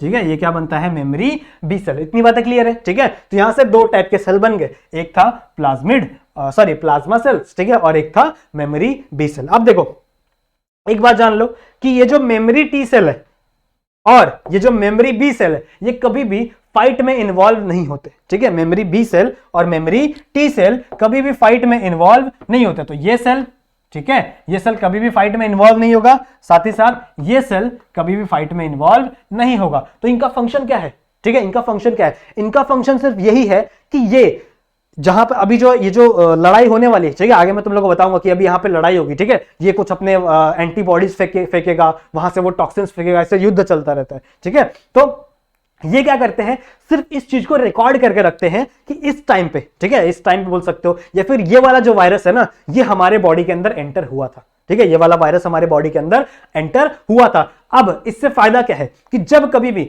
यही वाला वायरस अगर आपके बॉडी के अंदर वापस घुसा, ठीक है, अगर आपके बॉडी के अंदर वापस घुसा, तो हम लोग को ये सब झमेला करने में टाइम वेस्ट नहीं करना पड़ेगा। समझ में आ रही बात, ये जो चीजें हो रही है ना, इतना टाइम लग रहा है, ये सब करने में टाइम वेस्ट नहीं करना पड़ेगा। जैसे ही आपकी बॉडी के अंदर घुसेगा, वैसे ही जो मेमोरी टी सेल है और जो मेमोरी बी सेल है वो बोलेंगे अच्छा ये वो वाला वायरस है, फटाक से क्या करेंगे, उसके लिए एंटीबॉडीज रिलीज करना स्टार्ट कर देंगे और उसको वहीं पे वहीं मार दिया जाएगा। इतनी बातें क्लियर है। इसीलिए आप लोग ने देखा होगा, बहुत सारे लोग बोलते हैं कि जो चिकन पॉक्स का वायरस है या बहुत सारे ऐसे वायरसेस होते हैं जो हम लोग को एक बार हो जाते हैं, ठीक है, एक बार जिंदगी में हो जाते हैं, उसके बाद वापस कभी नहीं होते। ठीक है, ऐसा क्यों होता है, बिकॉज एक बार आपके बॉडी में हो गया वो वायरस, ठीक है, एक बार आपके बॉडी के अंदर ग्रो हो गया, दूसरी बार जब भी वायरस आपके बॉडी के अंदर घुसता है, ठीक है, वो वायरस आपके बॉडी के अंदर जब भी घुसता है, तुरंत आपका बॉडी क्या करता है, आपकी बॉडी के पास क्या है, memory T cell, memory B cell, वो आपको उसकी मेमोरी में याद है, ठीक है, मेमोरी के अंदर याद है वो सारी चीजें, तो वो क्या करता है, फटाक से उसके ऊपर क्या करना शुरू कर देता है, एंटीबॉडी फेंकना शुरू कर देता है, और फटाक से वो वायरस क्या हो जाता है, मर जाता है। समझ में आ रही बात। तो अगली बार हम लोग को ज्यादा टाइम नहीं लगता। ठीक है, समझ में आ रही बात। ये जो इतना, मैं टाइम से मतलब क्या है मेरा, कि ये जो इतना सारा टाइम है ना, इसको होने में करीब करीब 1 वीक लगता है बच्चों। ठीक है, इसको होने में कितना टाइम लगता है, करीब करीब 1 वीक लगता है। और 1 वीक के अंदर ना आपके अंदर जो बॉडी के अंदर वायरस प्रेजेंट है ना, वो कहीं ज्यादा अमाउंट में फैल सकता है। ठीक है, कहीं ज्यादा अमाउंट में वो क्या हो सकता है, फैल सकता है, डेडली बन सकता है। ऐसे ही कुछ वैक्सीन के भी सीन होते हैं। ठीक है, वैक्सीन भी हमारे बॉडी में ऐसे ही काम करती है। आप लोग ने सोचा होगा, कभी सोचे रहोगे आप लोग कि आप लोग 2 ड्रॉप लेते हो पोलियो की। ठीक है, पोलियो की 2 ड्रॉप सबने ली होगी। ठीक है, तो जब आप 2 ड्रॉप लेते हो पोलियो की, तो उस 2 ड्रॉप के अंदर ऐसा क्या होता है कि वो आपको पूरी जिंदगी तक पोलियो से बचा देता है। ठीक है, ये हम लोग डिस्कस करेंगे वैक्सीन वाले टॉपिक में, बट जनरली मैं आपको थोड़ा सा बताया तो इसका होता क्या पता है, उसके अंदर पोलियो के ही वायरस होते हैं। ठीक है, पोलियो के ड्रॉप के अंदर पोलियो के ही वायरस होते हैं। अब आप लोग बोलोगे सर ये क्या फालतूगिरी है, सरकार तो हम लोग को पोलियो का क्या बोलते हैं वैक्सीन बोल के हम लोग को पोलियो का वायरस दे रही है। हाँ, वो पोलियो के ही वायरस होते हैं, लेकिन या तो वो एकदम इनएक्टिव फॉर्म में होते हैं। ठीक है, इनएक्टिव फॉर्म मतलब क्या, कि आपके बॉडी में वो वायरस जाने के बाद, आपके बॉडी के अंदर वो वायरस जाने के बाद वो ग्रो नहीं कर पाएंगे। ठीक है, ग्रो इन द सेंस मतलब क्या, आपके बॉडी के आपको डिजीज कैसे होता है, आपके बॉडी में जब वायरस घुसता है उससे डिजीज होता है? नहीं, आपकी बॉडी में जब वायरस घुस के ग्रो होना स्टार्ट हो जाए तब आपको डिजीज होता है, तब आपको सिम्टम्स दिखते हैं डिजीज के। समझ में आ रही बात। तो जो हम लोग पोलियो वोलियो ऐसे वैक्सीन लेते हैं, ठीक है, उस वैक्सीन के अंदर क्या होता है कि उसी वायरस के, ठीक है, उसी वायरस के कुछ स्ट्रेन्स प्रेजेंट होते हैं जो कि या तो इनएक्टिव फॉर्म में है, ठीक है, या तो एकदम इनएक्टिव फॉर्म में, या फिर डेड फॉर्म में, या फिर ऐसे मरे हुए फॉर्म में। तो जैसे ही आपकी बॉडी के अंदर हो गया तो इन्फेक्शन तो कॉज नहीं करने वाला है, लेकिन आपका जो इम्यून सिस्टम है वो हाई अलर्ट पे चला जाएगा। फटाक से ये सारी चीजें होने लगेंगी, आपका टी सेल फटाफट क्या करेगा, बताएगा कि हाँ ये वाला सेल क्या इससे लड़ सकता है। ठीक है, और साथ ही साथ आपका जो मेमोरी टी सेल है और मेमोरी बी सेल है, उसके पास क्या स्टोर हो जाएगी, एक मेमोरी स्टोर हो जाएगी। कभी भी अगर ये वाला एंटीजन इसके बॉडी में घुसा, ठीक है, ये पोलियो वाला वायरस जो हमारे बॉडी में घुसा, तो हमको ऐसे करके रिएक्ट करना है। तो पोलियो का वायरस जब भी आपके बॉडी में घुसेगा, ठीक है, जब भी आपके बॉडी में घुसेगा, तो आपके मेमोरी टी सेल्स फटाक से क्या कर सकते हैं, उसके अगेंस्ट फाइट कर सकते हैं। समझ में आ रही बात। इसीलिए आज के टाइम पे जो इंडिया है उसको पोलियो फ्री कंट्री मान दिया गया, ठीक है, क्योंकि इंडिया में पिछले अराउंड बोल सकते हैं हम लोग 8-9 साल से एक भी पोलियो के केसेस नहीं मिले, ठीक है, तो इंडिया पोलियो फ्री कंट्री हो गया है। सो बहुत अच्छी बात है ये, इतनी बातें क्लियर है। तो ऐसा नहीं है कि पोलियो का वायरस नहीं मिलता अब इंडिया में, इंडिया के अंदर पोलियो का वायरस मिलता है। आप जो पानी पीते हो घर का, जो नल से आता है पानी, क्या पता उसके अंदर भी पोलियो का वायरस हो, लेकिन वो आपके बॉडी के अंदर ग्रो नहीं कर पा रहा, बस यही सीन है, समझा इतना। तो ऐसे चीजें वर्क करती है। तो कहां थे हम लोग ने क्या किया है, टी सेल्स 4 टाइप के हो गए, ठीक है, एक था हमारा साइटोटॉक्सिक टी सेल्स, एक थे हमारे मेमोरी टी सेल, एक थे हमारे सप्रेसर टी सेल और एक थे हमारे helper T cell. Helper T cell का फंक्शन आपको पता चला, हेल्पर टी सेल जाएगा किसके पास, बी लिम्फोसाइट्स के पास। किसके पास जाएगा, बी लिम्फोसाइट्स के पास, और यहां से भी क्या करने लगेगा, वो चीजों को डेवलप करने लगेगा, ठीक है दोस्त। यहां पे भी क्या करेगा, बी लिम्फोसाइट्स को पहचानेगा और बी लिम्फोसाइट्स भी क्या होने लगेंगे, मल्टीप्लाई होने लगेंगे। तो 2 टाइप के सेल्स बनेंगे, एक प्लाज्मा सेल और एक है मेमोरी सेल। इतनी बातें क्लियर है। शायद इसमें सप्रेसर सेल भी आता है, आई गेस एक बार चेक कर लेना, ठीक है, बुक में शायद दिया होगा, इसमें भी शायद सप्रेसर सेल आता है, लेकिन जनरली मैं आपको फंक्शन समझा दूंगा सप्रेसर सेल का। इतना क्लियर है, ठीक है। अब होगा क्या, देखो, जैसे ये सारी चीजें फॉर्म हुई, सबसे पहले आपका जो साइटोटॉक्सिन है, ठीक है, आपका जो साइटोटॉक्सिन है वो पहुंचेगा उस जगह पे जहां पे सारा मैटर चल रहा था, ठीक है, आपका ये मैटर चल रहा है ना यहाँ पे, ठीक है, साइट ऑफ इन्फेक्शन, इसको साइट ऑफ इन्फेक्शन बोल दो, जहां पे आपका इन्फेक्शन अंदर आया हुआ है, ठीक है। तो सबसे पहले आपका जो साइटोटॉक्सिन सेल्स है, ठीक है, फॉर एग्जाम्पल कौन से कलर से बना है इसको, चलो ऑरेंज से बनाते हैं, ठीक है। तो फॉर एग्जाम्पल ये आपका साइटोटॉक्सिन सेल है, ठीक है, ये क्या है, आपका साइटोटॉक्सिन सेल है, इसको एक कैप पहना दो, ठीक है। तो ये किसको जाके मारेगा, ठीक है, इसका फंक्शन होता है जो आपके इन्फेक्टेड ह्यूमन सेल्स होते हैं, ठीक है, इन्फेक्टेड ह्यूमन सेल्स होते हैं, उनको जाके मारने का काम करता है, ठीक है। अब देखो, सुन के बहुत अजीब लग रहा होगा कि हमारे ह्यूमन सेल्स को ही मार रहा है, ठीक है, ऐसा नहीं है, ह्यूमन सेल्स को नहीं मार, वो इन्फेक्टेड ह्यूमन सेल्स है, आगे जाके उनको मरना ही है, ठीक है, आगे जाके क्या होना है, उनको मरना ही है। तो ये सेल्स क्या कर रहे हैं, उसको मार रहे हैं। तो क्या होगा यहाँ पे, देखो, ये जो अपने सेल्स थे साइटोटॉक्सिन सेल्स, ये क्या करेंगे, इनको मार देंगे, ठीक है, कुछ ऐसा स्ट्रक्चर एकदम ऐसा पिचक जाएंगे सेल्स, समझ में आ रही बात, ठीक है। तो यहां से क्या हो जाएंगे, इनके जो सेल्स हैं वो डिस्ट्रॉयड हो जाएंगे, समझ में आ रही बात, इतना समझा, ठीक है। साइटोटॉक्सिन का फंक्शन समझा। नेक्स्ट फंक्शन होता है हमारा प्लाज्मा सेल का, ठीक है, नेक्स्ट फंक्शन क्या होता है हमारा प्लाज्मा सेल का। प्लाज्मा सेल जो होता है, कहां गया हमारा ये प्लाज्मा सेल, ठीक है। प्लाज्मा सेल वाई शेप के, ठीक है, वाई शेप के कुछ केमिकल्स रिलीज करता है, दिख रहा है यहाँ पे, वाई शेप के कुछ केमिकल्स रिलीज करता है डायरेक्ट ब्लड में। अब देखो, ब्लड में क्यों बोल रहा हूं, क्योंकि ये सारी चीजें लिम्फ नोड में हो रही है, तो यहाँ पे एक ब्लड वेसल आई रहेगी, ठीक है, एक ब्लड वेसल आई रहेगी, और ये क्या कर रहा है, प्लाज्मा मेम्ब्रेन कुछ वाई शेप का, ठीक है, वाई शेप का कुछ स्ट्रक्चर है, उसको किसके अंदर डाल रहा है, इस ब्लड वेसल्स के अंदर डाल रहा है। और इन ब्लड वेसल्स के थ्रू, ठीक है, इस ब्लड वेसल्स के थ्रू जो वाई शेप वाले चीजें थे ना, ये किसके पास आ गए हैं, हमारे साइट ऑफ इन्फेक्शन के पास आ गए। समझ में आ रही बात, ये वाई शेप क्या है, इट इज द एंटीबॉडी, ये क्या है, हमारे एंटीबॉडी। इतनी बातें क्लियर है, ठीक है, एंटीबॉडी समझ में आ गया, कौन रिलीज कर रहा है, समझ में आ गया, हमारे प्लाज्मा सेल्स रिलीज कर रहे हैं, ठीक है। अब देखो, इन एंटीबॉडीज का फंक्शन क्या है, इन एंटीबॉडीज का फंक्शन है, ठीक है, सबसे पहले ये क्या करेंगे, जितने भी एंटीजेंस थे, ठीक है, एंटीजेंस मतलब क्या, जितने भी बैक्टीरिया थे, बैक्टीरिया के ऊपर क्या लगा हुआ था, एंटीजन लगा हुआ था, तो ये क्या करेंगे, ये आएंगे, ठीक है, ये जो एंटीबॉडीज है ये आएंगे और ये बैक्टीरिया को पकड़ना स्टार्ट कर देंगे, मतलब ये ऐसे आएंगे, ठीक है, ऐसे आएंगे और क्या करेंगे, इसको पकड़ लेंगे, ठीक है। एंटीजन क्या करेंगे, एंटीजन के पास 2 हाथ है ना, ये जो वाई कलर का है, तो उसके पास क्या है, ऊपर ऊपर 2 हाथ है, तो वो दोनों हाथों से क्या करेगा, उसको पकड़ लेगा, ठीक है, दोनों हाथों से क्या करेगा, उसको पकड़ लेगा। ऐसा क्यों पकड़ रहा है, क्योंकि देखो, पहले क्या चल रहा था, टॉम एंड जेरी वाला खेल चल रहा था ना, कि आपका वायरस मल्टीप्लाई हो रहा है, अब ये इसके पीछे पीछे भाग रहा है, ये इसके पीछे पीछे भाग रहा है। आपके जो वायरसेस होते हैं, ठीक है, वायरसेस आपके तो नहीं है, जो बाहर के जो वायरसेस होते हैं, ठीक है, उनके अंदर बोल सकते हैं हम लोग फिलामेंट प्रेजेंट होते हैं, जिसके वजह से वो भागते हैं, ठीक है, फ्लैजेला प्रेजेंट होता है, जिसकी वजह से भागते हैं। लेकिन हमारे सेल्स के पास फ्लैजेला नहीं है, ठीक है, वो सुडोपोडिया करते हैं। सुडोपोडिया देखा ना आप लोग ने, जैसा अपने अमीबा चलता है, ठीक है, ऐसे ऐसे करके वैसे चलते हैं वो, तो वो इतने ज्यादा स्पीड नहीं है उनके पास चलने का कि वो सारे वायरसेस के पीछे भाग सके, इसीलिए, ठीक है, इसीलिए हमारे एंटीबॉडी का फंक्शन क्या है कि एंटीबॉडी क्या करेगी, सारे वायरसेस को एक जगह पे पकड़ लेगी, ठीक है, सारे वायरसेस को क्या कर लेगी, एक जगह पे पकड़ लेगी। तो जितने वायरस हैं इसको लाओ पकड़ लो, ठीक है, जितने वायरस क्या होगा उनको पकड़ लिया जाएगा, किसके द्वारा, एंटीबॉडीज के द्वारा। तो ये पहला फंक्शन है, ठीक है, एंटीबॉडीज क्या कर रही है, चीजों को पकड़ ली है, ठीक है, क्या कर रहे हैं, वायरसेस को पकड़ रही है, ये उनका पहला फंक्शन है। दूसरा फंक्शन क्या है कि वो बुलाएंगी न्यूट्रोफिल्स को, मैक्रोफेजेस को, ठीक है, ये न्यूट्रोफिल्स है हमारे, मैक्रोफेजेस है, उनको बुलाएंगी कि आ जाओ, ठीक है, ऐसे माइक पे माइक लेंगे और चिल्लाएंगे आ जाओ, ऐसा नहीं होता।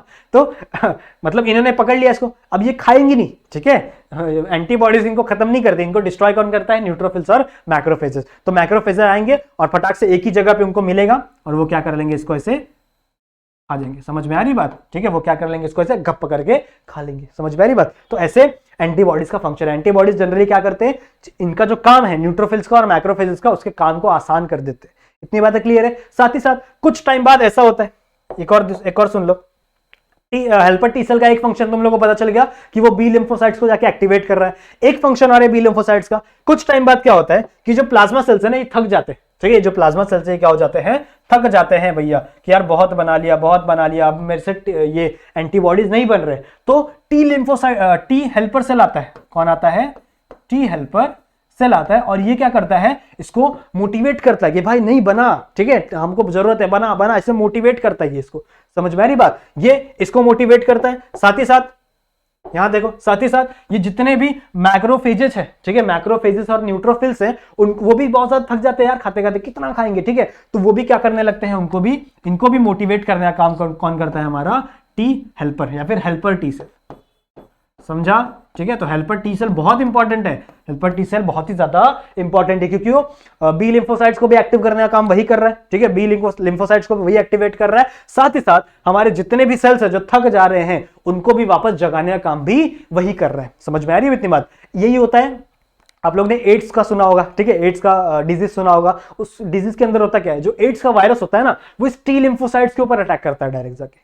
समझ में आ रही बात। वो क्या करता है, डायरेक्ट किसके ऊपर अटैक कर देता है, टी लिम्फोसाइट्स के ऊपर ही अटैक कर देता है, जिसकी वजह से टी लिम्फोसाइट्स ही मर जाते हैं। तो अब टी लिम्फोसाइट्स मर गए, मतलब ये भी ज्यादा टाइम तक सर्वाइव नहीं कर पाएगा, और आपका जो प्लाज्मा सेल है जो एंटीबॉडीज बना रहा था, वो भी ज्यादा टाइम तक सर्वाइव नहीं कर पाएगा। तो दोनों जो हमारा इम्यून सिस्टम है वही क्या हो जाता है, ठप पड़ जाता है, जिसकी वजह से हमारा जो हमारा तो नहीं बोल सकते, जैसा ये वायरस है वो क्या होने लगता है, ग्रो करने लगता है। समझा इतनी बात, समझाइए, ठीक है। ये वॉर समझ में आ गई, ये फाइट समझ में आ गई वायरसेस और हमारे बॉडी के बीच में, ठीक है। यहां से अच्छा एक और चीज है कि जो वायरसेस हमारे बॉडी में जो मल्टीप्लाई होते रहते हैं, मल्टीप्लाई होने के साथ साथ ये कुछ टॉक्सिन्स भी रिलीज करते हैं, ठीक है। ये क्या करते हैं, कुछ टॉक्सिन्स भी रिलीज करते हैं, जिसकी वजह से हमें बीमारी होती है।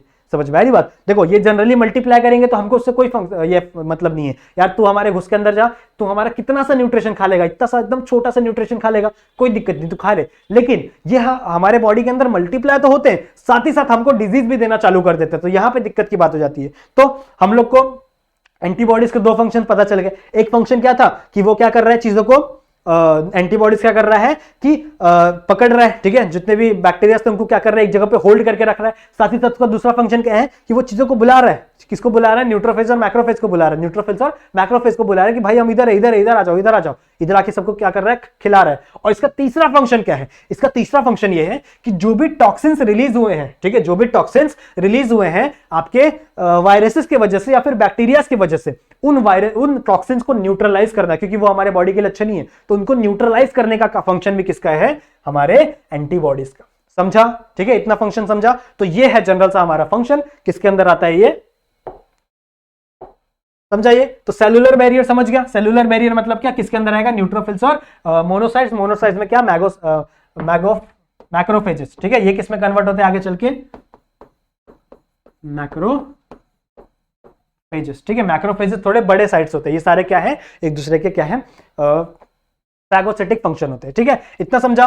साइटोकाइनिन बैरियर क्या है, ठीक है। साइटोकाइनिन बैरियर मैं आपको थोड़ा टाइम बाद समझाऊंगा, मुझे इसके पहले आपको कुछ और चीज समझ में आएगी, तब आपको समझ में आएगा साइटोकाइनिन बैरियर क्या होता है। इतना समझा, इनेट इम्यूनिटी, ठीक है, इनेट समझ में आ गया। अब हम लोग चलते हैं थोड़ा सा एक्वायर्ड इम्यूनिटी के पास, जो हम लोग ने बात की अभी ल्यूकोसाइट्स और लिम्फोसाइट्स के बारे में, ठीक है। समझा इतना, ठीक है, ये समझा। आ जाओ नेक्स्ट हम लोग बात करते हैं, that is our acquired immunity. Acquired immunity बहुत सिंपल है, ठीक है। एक्वायर्ड इम्यूनिटी क्या है, दो पार्ट्स में डिवाइडेड है, ठीक है। आपके बुक के अकॉर्डिंग जो एक्वायर्ड इम्यूनिटी है वो दो पार्ट्स में डिवाइडेड है। एक है एक्टिव इम्यूनिटी और एक है पैसिव इम्यूनिटी, ठीक है। एक है एक्टिव इम्यूनिटी और एक पैसिव इम्यूनिटी। अब एक्टिव इम्यूनिटी और पैसिव इम्यूनिटी का क्या मतलब है, सुन लो ध्यान से।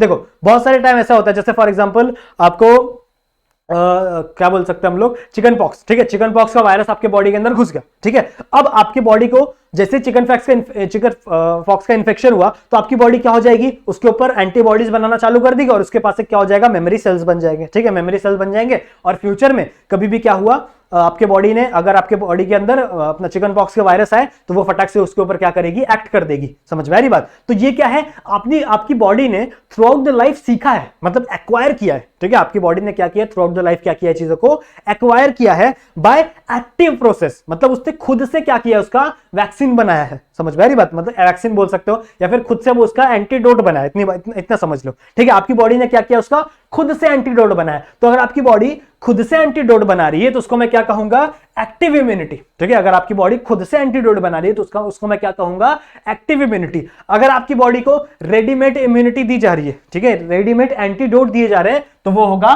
Passive immunity. ठीक है, ये हम लोग बोल सकते हैं रेडीमेड, ऐसा लिख सकते हो। ठीक है, मतलब पहले से बना बनाया हुआ। अगर आप बना बनाया हुआ चीजें दे रहे हो बॉडी को, वो डायरेक्ट जाके उससे फाइट कर रहा है, तो ऐसी इम्यूनिटी दे रहे हो तो उसे मैं क्या कहूंगा, पैसिव इम्यूनिटी। अगर आपकी बॉडी खुद वो एंटीडोट बना रही है तो उसे मैं क्या कहूंगा, एक्टिव इम्यूनिटी। इतनी बातें क्लियर है? अब ये भी दो तरीके से हो सकते हैं। ठीक है, दो तरीके से हो सकते हैं एक्टिव इम्यूनिटी। दो तरीके क्या है, एक है नेचुरल एक्टिव एक्वायर्ड इम्यूनिटी। देखो AAI का फुल फॉर्म क्या है, natural active acquired immunity. Natural मतलब क्या, मतलब आपकी बॉडी नेचुरली किसी भी चीज से ये हो गई, एक्वायर्ड हो गई, नेचुरली किसी भी चीज का वैक्सीन क्या बोल सकते हैं, एंटीडोट आपकी बॉडी ने फॉर्म कर लिया। जैसे मैंने आप लोगों को बताया चिकन पॉक्स का, तो चिकन पॉक्स का जनरली कहीं से भी आप पानी पी रहे होगे, ठीक है, पानी से मतलब फॉर एग्जांपल गंदा हो गया होगा, या फिर आप सड़क पे जाके समोसे खा रहे होंगे, वहां से कुछ चीजें आ गई होगी आपके बॉडी के अंदर। ठीक है, तो ऐसी इम्यूनिटी जो नेचुरली, ठीक है, नेचुरली आपने कोई वायरस खाया, वायरस बोल सकते हैं, या फिर आप जो बैक्टीरिया है वो आपकी बॉडी के अंदर गया और उसकी वजह से आपकी बॉडी ने क्या किया,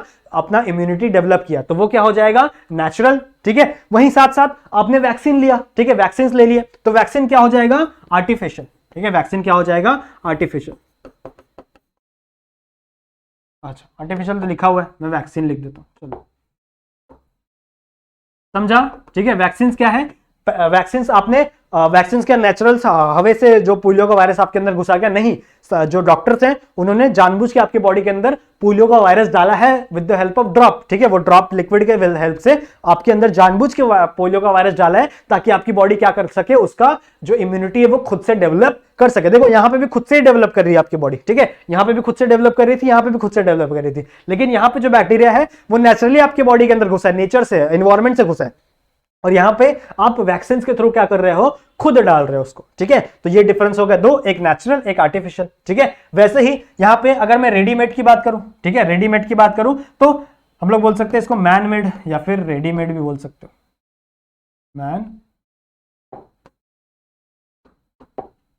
मैन मेड। ठीक है, या फिर रेडीमेड बोल सकते हो। रेडीमेड जो इम्यूनिटी है, जो वैक्सीन है, वो अगर आप डायरेक्टली ले लोगे तो वो किसके अंदर आ जाएगा, पैसिव इम्यूनिटी के अंदर आ जाएगा। अब मैं बात करूं नेचुरल की। ठीक है, नेचुरली का कैसे आपके बॉडी के अंदर कोई इम्यूनिटी चली जाएगी, तो इसका जनरल सा एक एग्जांपल होता है, जब आप फीटस के फॉर्म में होते हो। फीटस के फॉर्म में मतलब क्या, कि जब आप अपने मम्मी के अंदर होते हो, ठीक है, मम्मी के पेट के अंदर होते हो, तो उसके अंदर अगर आपकी मम्मी के अंदर, ठीक है, आपकी मम्मी के अंदर कोई भी वायरस घुस गया और वो वायरस आपके अंदर भी चला गया, ठीक है, तो आप वहां पे खुद की इम्यूनिटी आपकी काम नहीं आएगी। ठीक है, आपकी मम्मी की बॉडी के अंदर जो इम्यूनिटी बनी होगी ना, वही इम्यूनिटी आपके अंदर ट्रांसफर की जाएगी, वही एंटीबॉडीज आपके अंदर भी क्या की जाएगी, ट्रांसफर की जाएगी। समझ में आ रही बात? तो आपने खुद से इम्यूनिटी बनाई क्या, नहीं बनाई। ठीक है, आपको बनी बनाई हुई इम्यूनिटी मिल गई है। ठीक है, बनी बनाई इम्यूनिटी मिल गई है, लेकिन वो क्या है, नेचुरल है। मतलब आपकी मम्मी ने, मतलब नॉर्मली नेचुरली बॉडी में अंदर गई ना वो। ठीक है, आप अपने मम्मी के पेट के अंदर थे, तो नेचुरली क्या किया, आपकी मम्मी की बॉडी ने आपके बॉडी के अंदर क्या किया, उस इम्यूनिटी को डाल दिया, तो वो किसके अंदर आ जाएगा, नेचुरल इम्यूनिटी के साथ। नेचुरल हम लोग बोल सकते हैं नेचुरल पैसिव एक्वायर्ड इम्यूनिटी। ठीक है, ऐसा इसका फुल फॉर्म हो सकता है। वहीं अगर मैं आर्टिफिशियली बात करूं तो आर्टिफिशियली आपको इंजेक्शन ले लो। ठीक है, कोई भी दूसरा, फॉर एग्जांपल बहुत सारे ऐसे हॉर्सेस होते हैं, ठीक है, जिनकी इम्यूनिटी का हम लोग क्या उसको इम्यूनिटी हम लोग निकालते, उसको इंजेक्शन के टाइप में हम लोग बहुत सारी जगहों पे यूज करते हैं, तो वो किसके अंदर आ जाएगा, आर्टिफिशियल इम्यूनिटी में। समझा? ठीक है, समझा? तो ये भी आर्टिफिशियल है, ये भी आर्टिफिशियल है। ठीक है, ये भी आर्टिफिशियल है और ये भी क्या है, आर्टिफिशियल है। लेकिन अगर मैं बात करूं पैसिव की, ठीक है, ये भी आर्टिफिशियल, लेकिन ये क्या है, पैसिव है, मतलब बनी बनाई चीजें मिल रही है, यहां पे आपको खुद बनाना पड़ रहा है, समझ में आई बात। तो ये है आपका एक्वायर्ड इम्यूनिटी, समझा। नेक्स्ट हम लोग बात करेंगे एंटीबॉडीज के बारे में कि एंटीबॉडीज होती क्या है। मैंने आप लोग को बताया था कि ये वाई शेप का एक स्ट्रक्चर होता है और वो क्या करते हैं, उनका 3 फंक्शन था, मैंने आप लोग को बताया था। फंक्शन अभी लिख के दूंगा आप लोग को। फंक्शन का मतलब क्या था कि एक फंक्शन क्या था उसका, कि वो जाके एंटीबॉडीज, एंटीजन से, ठीक है, जो वायरस का एंटीजन था उसके साथ बाइंड हो जाता था, समझ में आ रही बात, उसके साथ क्या हो जाता था, बाइंड हो जाता था, वो एक फंक्शन था, ठीक है। फिर मैं अगर बात करूं दूसरे फंक्शन की, तो दूसरा फंक्शन क्या था कि वो मैक्रोफेज को बुलाता था कि यहां आओ, मेरे पास क्या है, वायरसेस प्रेजेंट है, इसको आके खा लो, ठीक है, ये दूसरा फंक्शन था। और इसका तीसरा फंक्शन क्या था कि जितने भी टॉक्सिन्स रिलीज होते थे वायरस की वजह से, उन टॉक्सिन को न्यूट्रलाइज करना इसका फंक्शन था। तो ये मैंने बताया था। अगर मैं इसके स्ट्रक्चर की बात करूं तो कुछ ऐसा स्ट्रक्चर होता है, बना के दिखा दूं मैं आप लोग को खुद से, चलो बना के दिखा। देखो, एक ऐसा रॉड होता है, ठीक है, और एक ऐसा रॉड होता है, समझ में आ रही बात। ये एक बड़ा रॉड यहां पे, एक बड़ा रॉड यहां पे, इसको क्या बोलते हैं, ये एक चेन है, ठीक है, इसको हम लोग क्या कहते हैं, एक चेन। तो इस बड़े वाले चेन को हम लोग क्या कहते हैं, दैट इज हैवी चेन। इसे मैं क्या कहता हूं, हैवी चेन, ठीक है। इतनी बातें क्लियर है। तो एक हैवी चेन ये हो गया, एक हैवी चेन ये हो गया, 2 हैवी चेन प्रेजेंट है, ठीक है। साथ ही साथ में इसके पास लाइट चेन भी प्रेजेंट होते हैं, ठीक है। लाइट चेन कहां प्रेजेंट होंगे, सिर्फ इस वाले पोर्शन में। तो यहां पे एक लाइट चेन और यहां पे एक लाइट चेन, समझ में आ रही बात, ठीक है। यहां पे एक लाइट चेन और यहां पे एक लाइट चेन। इतनी बातें क्लियर है, ठीक है, इतनी बातें क्लियर है। अब देखो ये वाला पोर्शन, अच्छा मैं इसका नाम दे देता हूं, it is a light chain. अब देखो 2 लाइट चेन है, ठीक है, और 2 हैवी चेन है, ठीक है, 2 लाइट चेन है, 2 हैवी चेन है, इसीलिए एंटीबॉडीज को H2L2 भी कहा जाता है, ठीक है, H2L2 भी कहा जाता है। तो अगर कहीं पे H2L2 लिखा होगा तो आपको पता होना चाहिए वो क्या है, एंटीबॉडी है, ठीक है, वो क्या है, एंटीबॉडी। इतनी बातें क्लियर है। अब देखो मैंने क्या बोला था कि आपकी जो एंटीबॉडीज होती है वो स्पेसिफिक होती है, ठीक है। एंटीबॉडीज क्या होती है, स्पेसिफिक। स्पेसिफिक मतलब क्या कि वो हर बैक्टीरिया के लिए, हर वायरसेस के लिए अलग अलग एंटीबॉडीज रिलीज की जाएंगी। जैसा मैंने आप लोगों को बताया था ना कि अलग अलग टाइप के लिम्फोसाइट्स होते हैं। इसका मतलब आपका यहाँ पे कोई एक रीजन होगा, ठीक है, यहीं पे बाइंडिंग होती है, यहाँ पे कोई एक वायरस है उसके साथ बाइंडिंग होगी, यहाँ पे कोई वायरस है उसके साथ बाइंडिंग होगी। तो जो भी बाइंडिंग वाला रीजन है वो ऊपर साइड प्रेजेंट है, ठीक है, बाइंडिंग वाला रीजन है वो क्या है, ऊपर साइड प्रेजेंट है। तो ऊपर साइड में कुछ एरिया ऐसा होता है, ठीक है, कुछ एरिया ऐसा होता है जो हर एंटीबॉडी का अलग होगा। जो ये व्हाइट कलर बना रहा हूं ना, ये एरिया कुछ ऐसा एरिया है जो हर एंटीबॉडी का क्या होगा, अलग होगा, ठीक है, हर एंटीबॉडी का अलग होगा, समझ में आ रही बात। इस एरिया को हम लोग क्या कहते हैं, इसको हम लोग कहते हैं वेरिएबल रीजन। इसको हम लोग क्या कहते हैं, वेरिएबल रीजन। देखो ये वाला और ये वाला, इसे मैं क्या कहता हूं, वेरिएबल रीजन, ठीक है, ये वेरिएबल रीजन है। तो ये वाले क्या है सारे, ये वाले सारे क्या है, कांस्टेंट रीजन है, ठीक है। इसके जो नीचे वाले मतलब ये वाला रीजन क्या है, पूरा कांस्टेंट चलेगा, ठीक है। ये वाला रीजन क्या है, कांस्टेंट। अब आप लोग बोलोगे सर ये दोनों अलग अलग डंडी है, अलग अलग डंडी नहीं है, ये एक बॉन्ड से लिंक होती है जिसको हम लोग बोलते हैं डाइसल्फाइड बॉन्ड, ठीक है। मतलब 2 सल्फर के बॉन्ड होंगे तो एक एस यहां बना दो, एक एस यहां बना दो, ठीक है, और इनको क्या लगा दो, एक बॉन्ड लगा दो। ये कौन से बॉन्ड है, इट इज डाइसल्फाइड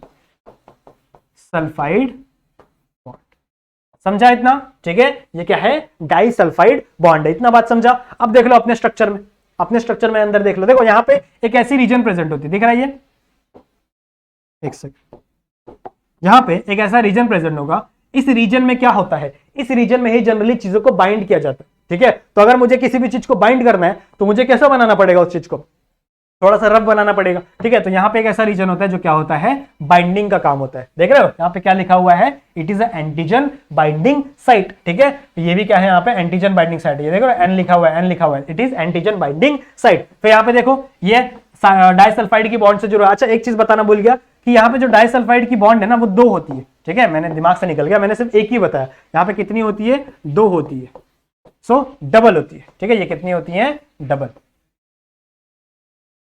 ध्यान से सुनना, ठीक है, इतनी बातें क्लियर है। सो डबल डाइसल्फाइड बॉन्ड से क्या होता है, लिंक होता है। वही चीज यहां पे भी दिया हुआ है, देखो, ठीक है, हैवी चेन, ठीक है, ये वाला हैवी चेन है। उसके बाद ये कौन सा लाइट चेन कहां दिया हुआ है, कहीं लिखा है, कहीं लिखा है, देखो यहाँ पे लाइट चेन लिखा है, ये वाला लाइट चेन है, ये वाला क्या है, हैवी चेन।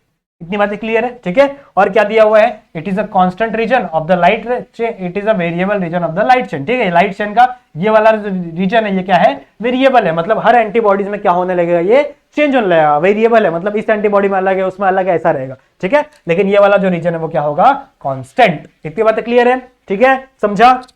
यहाँ पे क्या लिखा है, variable region of the heavy chain, ठीक है। ये हैवी चेन का वेरिएबल रीजन है, मतलब हैवी चेन में एक ऐसा रीजन है जो क्या होगा, अलग अलग एंटीबॉडीज में अलग अलग होगा, और वही अगर मैं बात करूं ये क्या है, it is the constant region of heavy chain. समझा, ये डायग्राम समझा, ठीक है। फंक्शन देख लो, फंक्शन क्या है जो मैंने आप लोग को बताया था, ठीक है। सबसे पहला मैंने आपको फंक्शन क्या बताया था, दैट इज कि ये क्या करता है, चीजों से एंटीजन से बाइंड कर जाता है। इस फंक्शन को हम लोग कहते हैं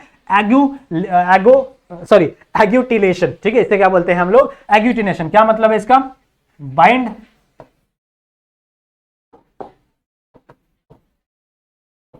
एंटीजन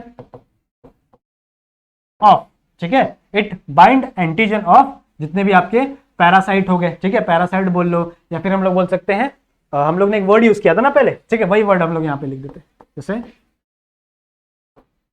पैरासाइट्स हो गए, ठीक है, पैरासाइट्स हो गए, या फिर वायरसेस हो गए, ठीक है, वायरसेस हो गए, या फिर हम लोग बात कर सकते हैं बैक्टीरियाज के बारे में।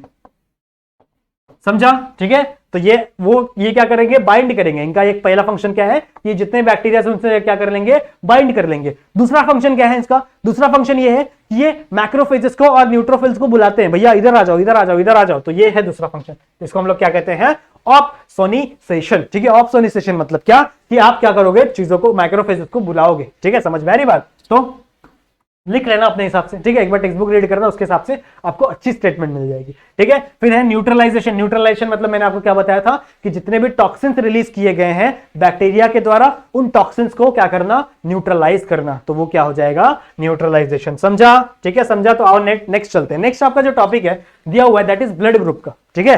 अब ब्लड ग्रुप कैसे पता चलता है किसी भी ऑर्गेनिज्म के ऊपर, वो दिया हुआ है। इतनी बातें क्लियर है।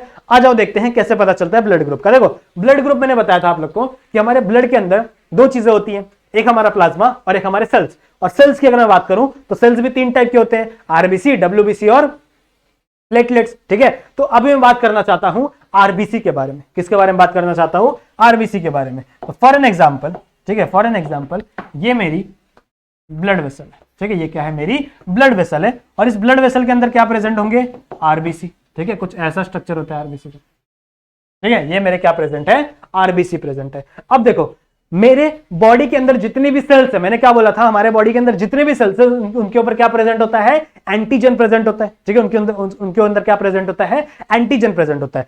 इन सेल्स में भी एंटीजन प्रेजेंट होगा, लेकिन इनके पास एक अलग तरीके का एंटीजन होता है, ठीक है। इनके पास अलग तरीके का एंटीजन होता है, वो एंटीजन हमारे बॉडी के अंदर प्रेजेंट नहीं होता। हमारे बॉडी पे कौन सा एंटीजन प्रेजेंट होता था, बताया था मैंने आप लोग को, MHC1, ठीक है, MHC1 होता है। इनके ऊपर क्या प्रेजेंट होता है, इनके पास दो टाइप के एंटीजन हो सकते हैं, या तो एंटीजन ए या तो एंटीजन बी, ठीक है। सिर्फ दो टाइप के एंटीजन है, एक है एंटीजन ए और एक है एंटीजन बी। इतनी बातें क्लियर है। अच्छा, यही एंटीजन क्यों प्रेजेंट होता है, देखो बहुत अच्छी बात है, अगर आपके पास यही एंटीजन प्रेजेंट होगा तो आप एंटीजन को ट्रांसफ्यूज कर सकते हो दूसरों से, मतलब एंटीजन बोल सकते हो, ब्लड को ट्रांसफ्यूज कर सकते हो। अगर आपके पास इस पे भी MHC1 लगा होता और अगर आपके बॉडी से ब्लड बहुत सारा लॉस हो जाता, ठीक है, फॉर एन एग्जांपल ब्लड बहुत ज्यादा लॉस हो गया, किसी पर्सन का एक्सीडेंट हो गया, उसको ब्लड की जरूरत है, तो वो दूसरे का ब्लड ले ही नहीं पाएगा ना, क्योंकि उसके पास दूसरा MHC है, ठीक है। तो आपके उसका बॉडी क्या करेगा, उसको एक्सेप्ट नहीं करेगा। लेकिन यहां पे कोई दूसरा एंटीजन लगा हुआ है, that is antigen A and antigen B. तो अगर आपका एंटीजन और दूसरा एंटीजन का, दूसरे पर्सन का एंटीजन सेम है,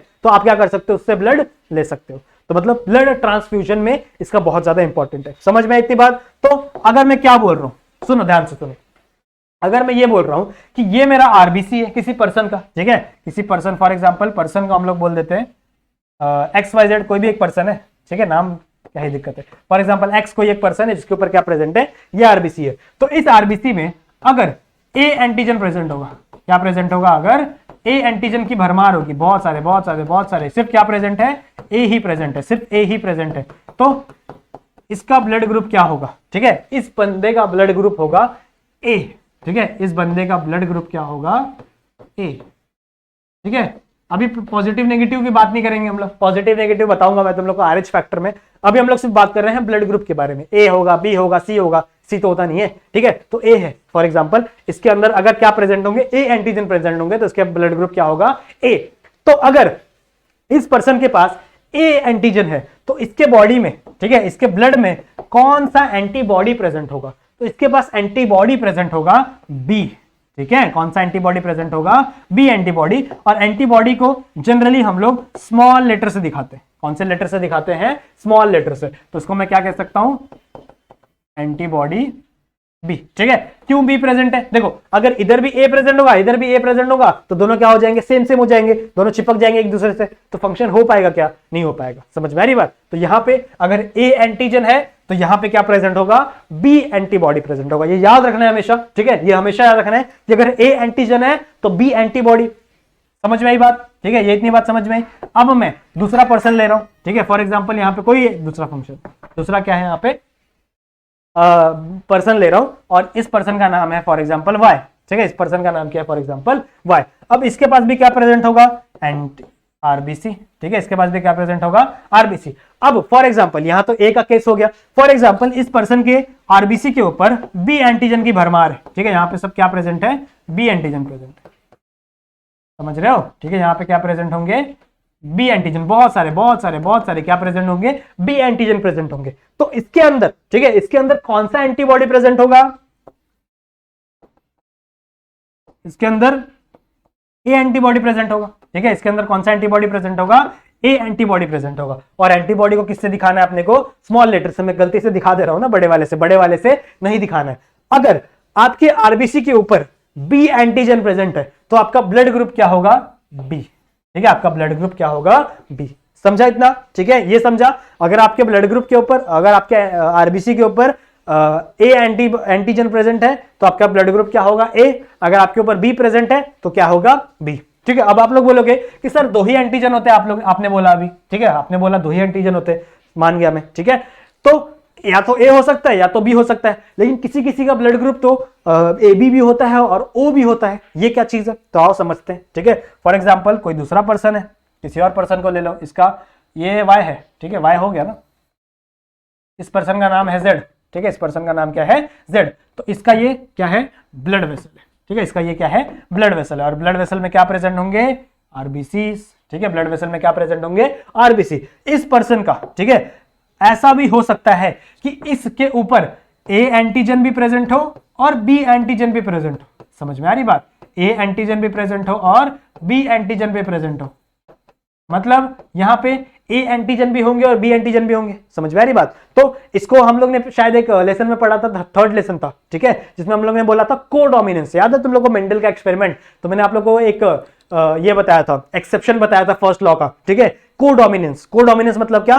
कि जहां पे एक ऐसा जहां पे दो अलग अलग जीन डोमिनेट करे, साथ में डोमिनेट करे, तो यहां पे देखो ए बी एंटीजन प्रेजेंट है और बी एंटीजन भी प्रेजेंट है। समझ में आ रही बात? ए एंटीजन भी प्रेजेंट है और बी एंटीजन भी प्रेजेंट है। अब आप लोग दिमाग लगाओ कि अगर इसके पास ए एंटीजन भी है, बी एंटीजन भी है, तो इसके पास एंटीबॉडी कौन सा प्रेजेंट होगा? हाँ, अभी देखो यहां पे क्या सीन हुआ था पिछले वाले में, कि अगर इसके पास ए एंटीबॉडी होता, ए एंटीजन के साथ ए एंटीबॉडी होता, तो ये भैया लड़ जाते इससे, ठीक है। अगर इसके पास बी होता, अगर इसके पास बी होता और ये बी एंटीबॉडी होता, ठीक है, एंटीजन होता, तो दोनों क्या हो जाते? एक दूसरे से लग जाते, क्योंकि एंटीजन एंटीबॉडी कॉम्प्लेक्स बन जाता। वहीं अगर मैं बात करूं इसके अंदर क्या होगा? ए भी प्रेजेंट है, बी प्रेजेंट है, तो इसके अंदर कोई भी एंटीबॉडीज प्रेजेंट नहीं होगा, ठीक है, इसके अंदर नो एंटीबॉडी, कोई भी एंटीबॉडी इसके ब्लड में प्रेजेंट नहीं होगा। और ऐसा माना जाता है कि जिसका ब्लड ग्रुप ए बी होता है, ठीक है, ए बी जिसका ब्लड ग्रुप होता है, उसको अक्सर ज्यादा बीमारी होती है, ठीक है, वो बीमारी से थोड़ा ज्यादा, बोल सकते हैं ज्यादा चांसेस उसको बीमारी होने के। समझ में आ रही बात? क्यों ऐसा? क्योंकि उसके ब्लड ग्रुप में कोई भी एंटीबॉडी प्रेजेंट नहीं है। क्यों नहीं है भाई? क्योंकि उसके पास ए ब्लड ग्रुप भी और बी एंटीजन भी और ए एंटीजन भी है। ऐसे लोगों का ब्लड ग्रुप क्या होगा?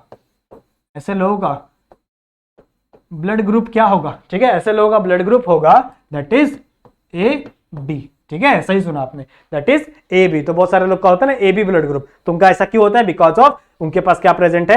ए एंटीजन भी प्रेजेंट है और बी एंटीजन भी प्रेजेंट है, ठीक है, समझा? ओके, लास्ट जो हमारा है थर्ड, ठीक है। अब आप लोग बोलो सर एक और भी हो सकता है क्या? हाँ, और भी हो सकता है।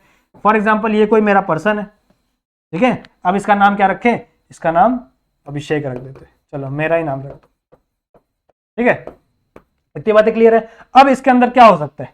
इसके अंदर, ठीक है, इसके पास भी एक आरबीसी होगा, मतलब मेरे पास भी एक आरबीसी होगा, तो इस आरबीसी पे ऐसा भी केस हो सकता है कि इसके ऊपर कोई एंटीजन ही ना प्रेजेंट हो, ठीक है, इसके ऊपर कोई भी एंटीजन ही ना प्रेजेंट हो, मतलब इसके पास एक भी एंटीजन नहीं है। तो अगर इसके पास कोई एंटीजन नहीं है तो इसके पास कौन सी एंटीबॉडी प्रेजेंट होगी? जरा दिमाग लगाओ, ठीक है, अगर इसके पास कोई भी एंटीजन नहीं है तो इसके पास कौन सी एंटीबॉडी प्रेजेंट होगी? इसके पास ए भी प्रेजेंट होगा और बी भी प्रेजेंट होगा। समझ में आ रही है बात? मतलब इसके पास ए भी प्रेजेंट होगा और बी भी प्रेजेंट होगा। ऐसे ऑर्गेनिजम्स का जो ब्लड ग्रुप होता है वो क्या होता है?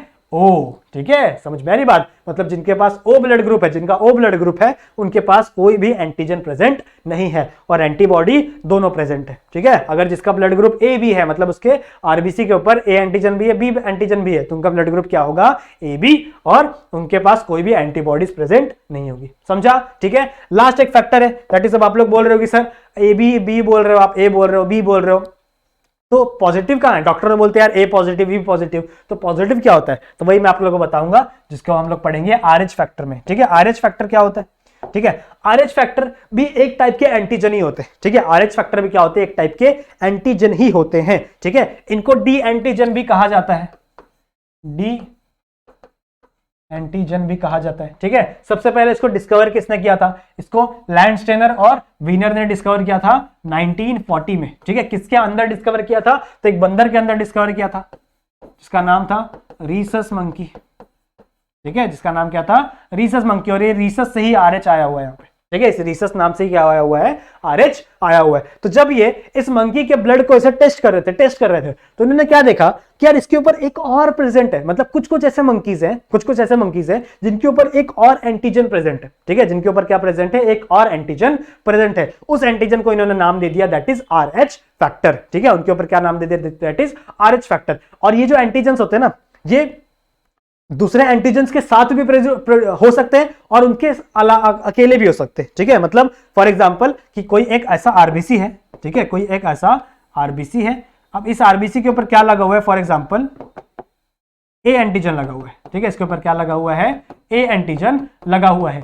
तो ये जो डी एंटीजन है, यानी आरएच फैक्टर है, फॉर एग्जांपल इसको मैं येलो से बना रहा हूं, तो ये ए के साथ भी प्रेजेंट हो सकते हैं। ठीक है, ये ए के साथ भी प्रेजेंट हो सकते हैं। वहीं अगर मैं कोई बी आरबीसी बनाता, ठीक है, तो इस बी, फॉर एग्जांपल यहां पे बी लिख दो, बी एंटीजन, बहुत सारे बी एंटीजन, पूरा बी एंटीजन, तो इसका ब्लड ग्रुप क्या होगा? बी।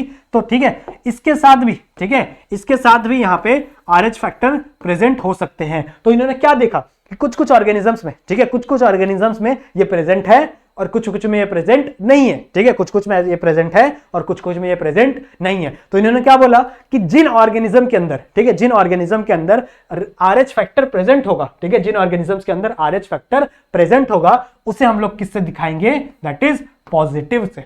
उसे हम लोग किससे दिखाएंगे? दैट इज पॉजिटिव से। इसका मतलब क्या है कि जब डॉक्टर बोले कि आपका जो ब्लड ग्रुप है वो बी पॉजिटिव है, इसका मतलब क्या है कि आपके पास बी एंटीजन प्रेजेंट होगा, ठीक है, ए एंटीबॉडी प्रेजेंट होगा, साथ ही साथ आपके पास आरएच फैक्टर भी प्रेजेंट होगा आपके आरबीसी के ऊपर।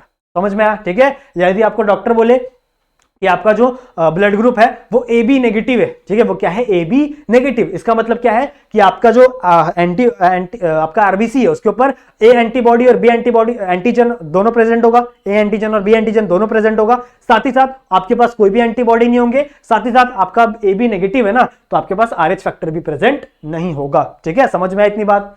समझा?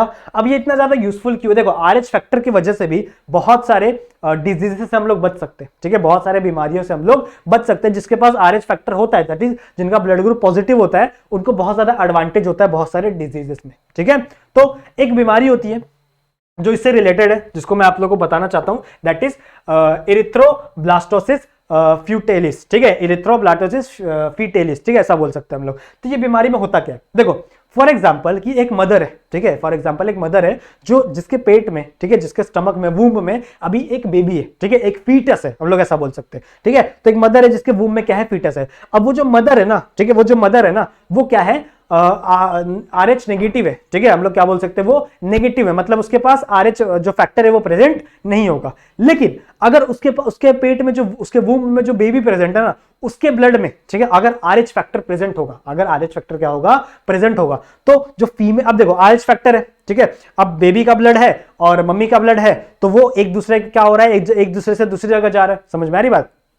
तो अगर बेबी के ब्लड में, ठीक है, बेबी के ब्लड में पॉजिटिव चीजें प्रेजेंट है, मतलब आरएच फैक्टर प्रेजेंट है, अगर वो मम्मी के ब्लड में चला गया, तो मम्मी का जो ब्लड है, ठीक है, उसकी मदर का जो ब्लड है, उसके लिए उसकी बॉडी के लिए ये एंटीजन नया है। ठीक है, उसकी बॉडी के लिए क्या है? ये एंटीजन नया है। इसका मतलब क्या है कि उसका जो बॉडी है, ठीक है, वो इसके खिलाफ एंटीबॉडी बनाने लगेगा और वो इसको मारना चाहेगा। ठीक है, क्योंकि उसको लगेगा ये फॉरेन सेल है, ठीक है, उसकी बॉडी को क्या लगेगा, ये फॉरेन सेल है। समझ में आ रही बात? ऐसे केसेस में बहुत सारे जो बच्चे होते हैं ना, उनकी डेथ हो जाती है। समझ में आ रही बात? ऐसे केसेस में क्या हो जाती है, बहुत सारे बच्चों की डेथ हो जाती है। या फिर अगर आपको पहले पता हो जाएगा कि किसी फीमेल को पहले पता चल जाता है कि हाँ अगर मेरे को ऐसा सीन है, मेरा जो ब्लड है वो नेगेटिव में है और जो मेरे बच्चे का ब्लड ग्रुप है वो पॉजिटिव में है, तो उस केस में हम लोग डॉक्टर की हेल्प ले सकते हैं। लेकिन अगर किसी को ये नहीं है, इंफॉर्मेशन नहीं है, ठीक है, इंफॉर्मेशन नहीं है, तो उस केस में उस बच्चे की क्या हो जाएगी, डेथ हो जाएगी। समझ में आ रही बात? उस चीज को हम लोग क्या कहते हैं, इरिथ्रोब्लास्टोसिस और फीटेलिस। ठीक है, तो इसमें क्या होगा, मैंने आपको बताया कि एक मदर है, ठीक है, एक मदर है जिसके पास नेगेटिव सेल है। नेगेटिव सेल मतलब क्या, नेगेटिव ब्लड ग्रुप है, ठीक है, कोई भी नेगेटिव हो सकता है। और जो फीटस है, पेट के अंदर जो फीटस है, वूम्ब के अंदर जो फीटस है, ऐसा बोल सकते हैं, पेट के अंदर बेबी नहीं होता, वूम्ब के अंदर बेबी होता है। तो जो वूम्ब के अंदर बेबी है, ठीक है, वो क्या है, पॉजिटिव। वो क्या है, पॉजिटिव। इतनी बातें क्लियर है? ठीक है, तो मदर की जो बॉडी है, ठीक है, वो इस ब्लड के खिलाफ क्या बनाने लगेगी, एंटीबॉडी। ठीक है, ये क्या बनाने लगेगी, एंटीबॉडी बनाने लगेगी और इसको मारने का ट्राई करेगी। समझ में आ रही बात? ऐसे कुछ केसेस में जो बेबी है वो सर्वाइव नहीं कर पाते। ठीक है, समझ में आई बात? समझा? RH फैक्टर क्या होता है? ठीक है, अगर आपके पास RH फैक्टर है तो पॉजिटिव, नहीं है तो नेगेटिव। तो अगर आपके पास RH फैक्टर है तो आप कोई, फॉर एग्जांपल आपका बी ब्लड ग्रुप है तो आप बी पॉजिटिव कहलाओगे, नहीं है तो बी नेगेटिव कहलाओगे। समझाइए? ठीक है, तो आई होप आपको आज का लेक्चर सब कुछ समझ में आ गया होगा। ठीक है, जो नेक्स्ट लेक्चर है उससे हम लोग डिजीजेस चालू करेंगे, बहुत सारी बीमारियां चालू करेंगे। ठीक है, कौन कौन सी बीमारियां होती है, जैसे मलेरिया हो गया, एमियोफाइसिस हो गया, ठीक है, ये सारी चीजें हम लोग चालू करेंगे नेक्स्ट लेक्चर से। तो आई होप आपको आज का लेक्चर समझ में आया होगा, कुछ नया सीखने के लिए मिला होगा, जरूर है ना? ठीक है, तो वीडियो को लाइक जरूर से करना, नए हो तो चैनल को सब्सक्राइब जरूर से कर लो। आगे आने वाली वीडियोस के लिए बेल आइकन को भी ऑल पे सेट कर दो, ताकि आपको आने वाली जो वीडियोस है उनके नोटिफिकेशन आपको टाइम पे मिलते रहें। ठीक है, तो मिलते हैं किसी नेक्स्ट वीडियो में, ठीक है, लेक्चर नंबर 2 के साथ। तब तक के लिए कीप स्टडीइंग।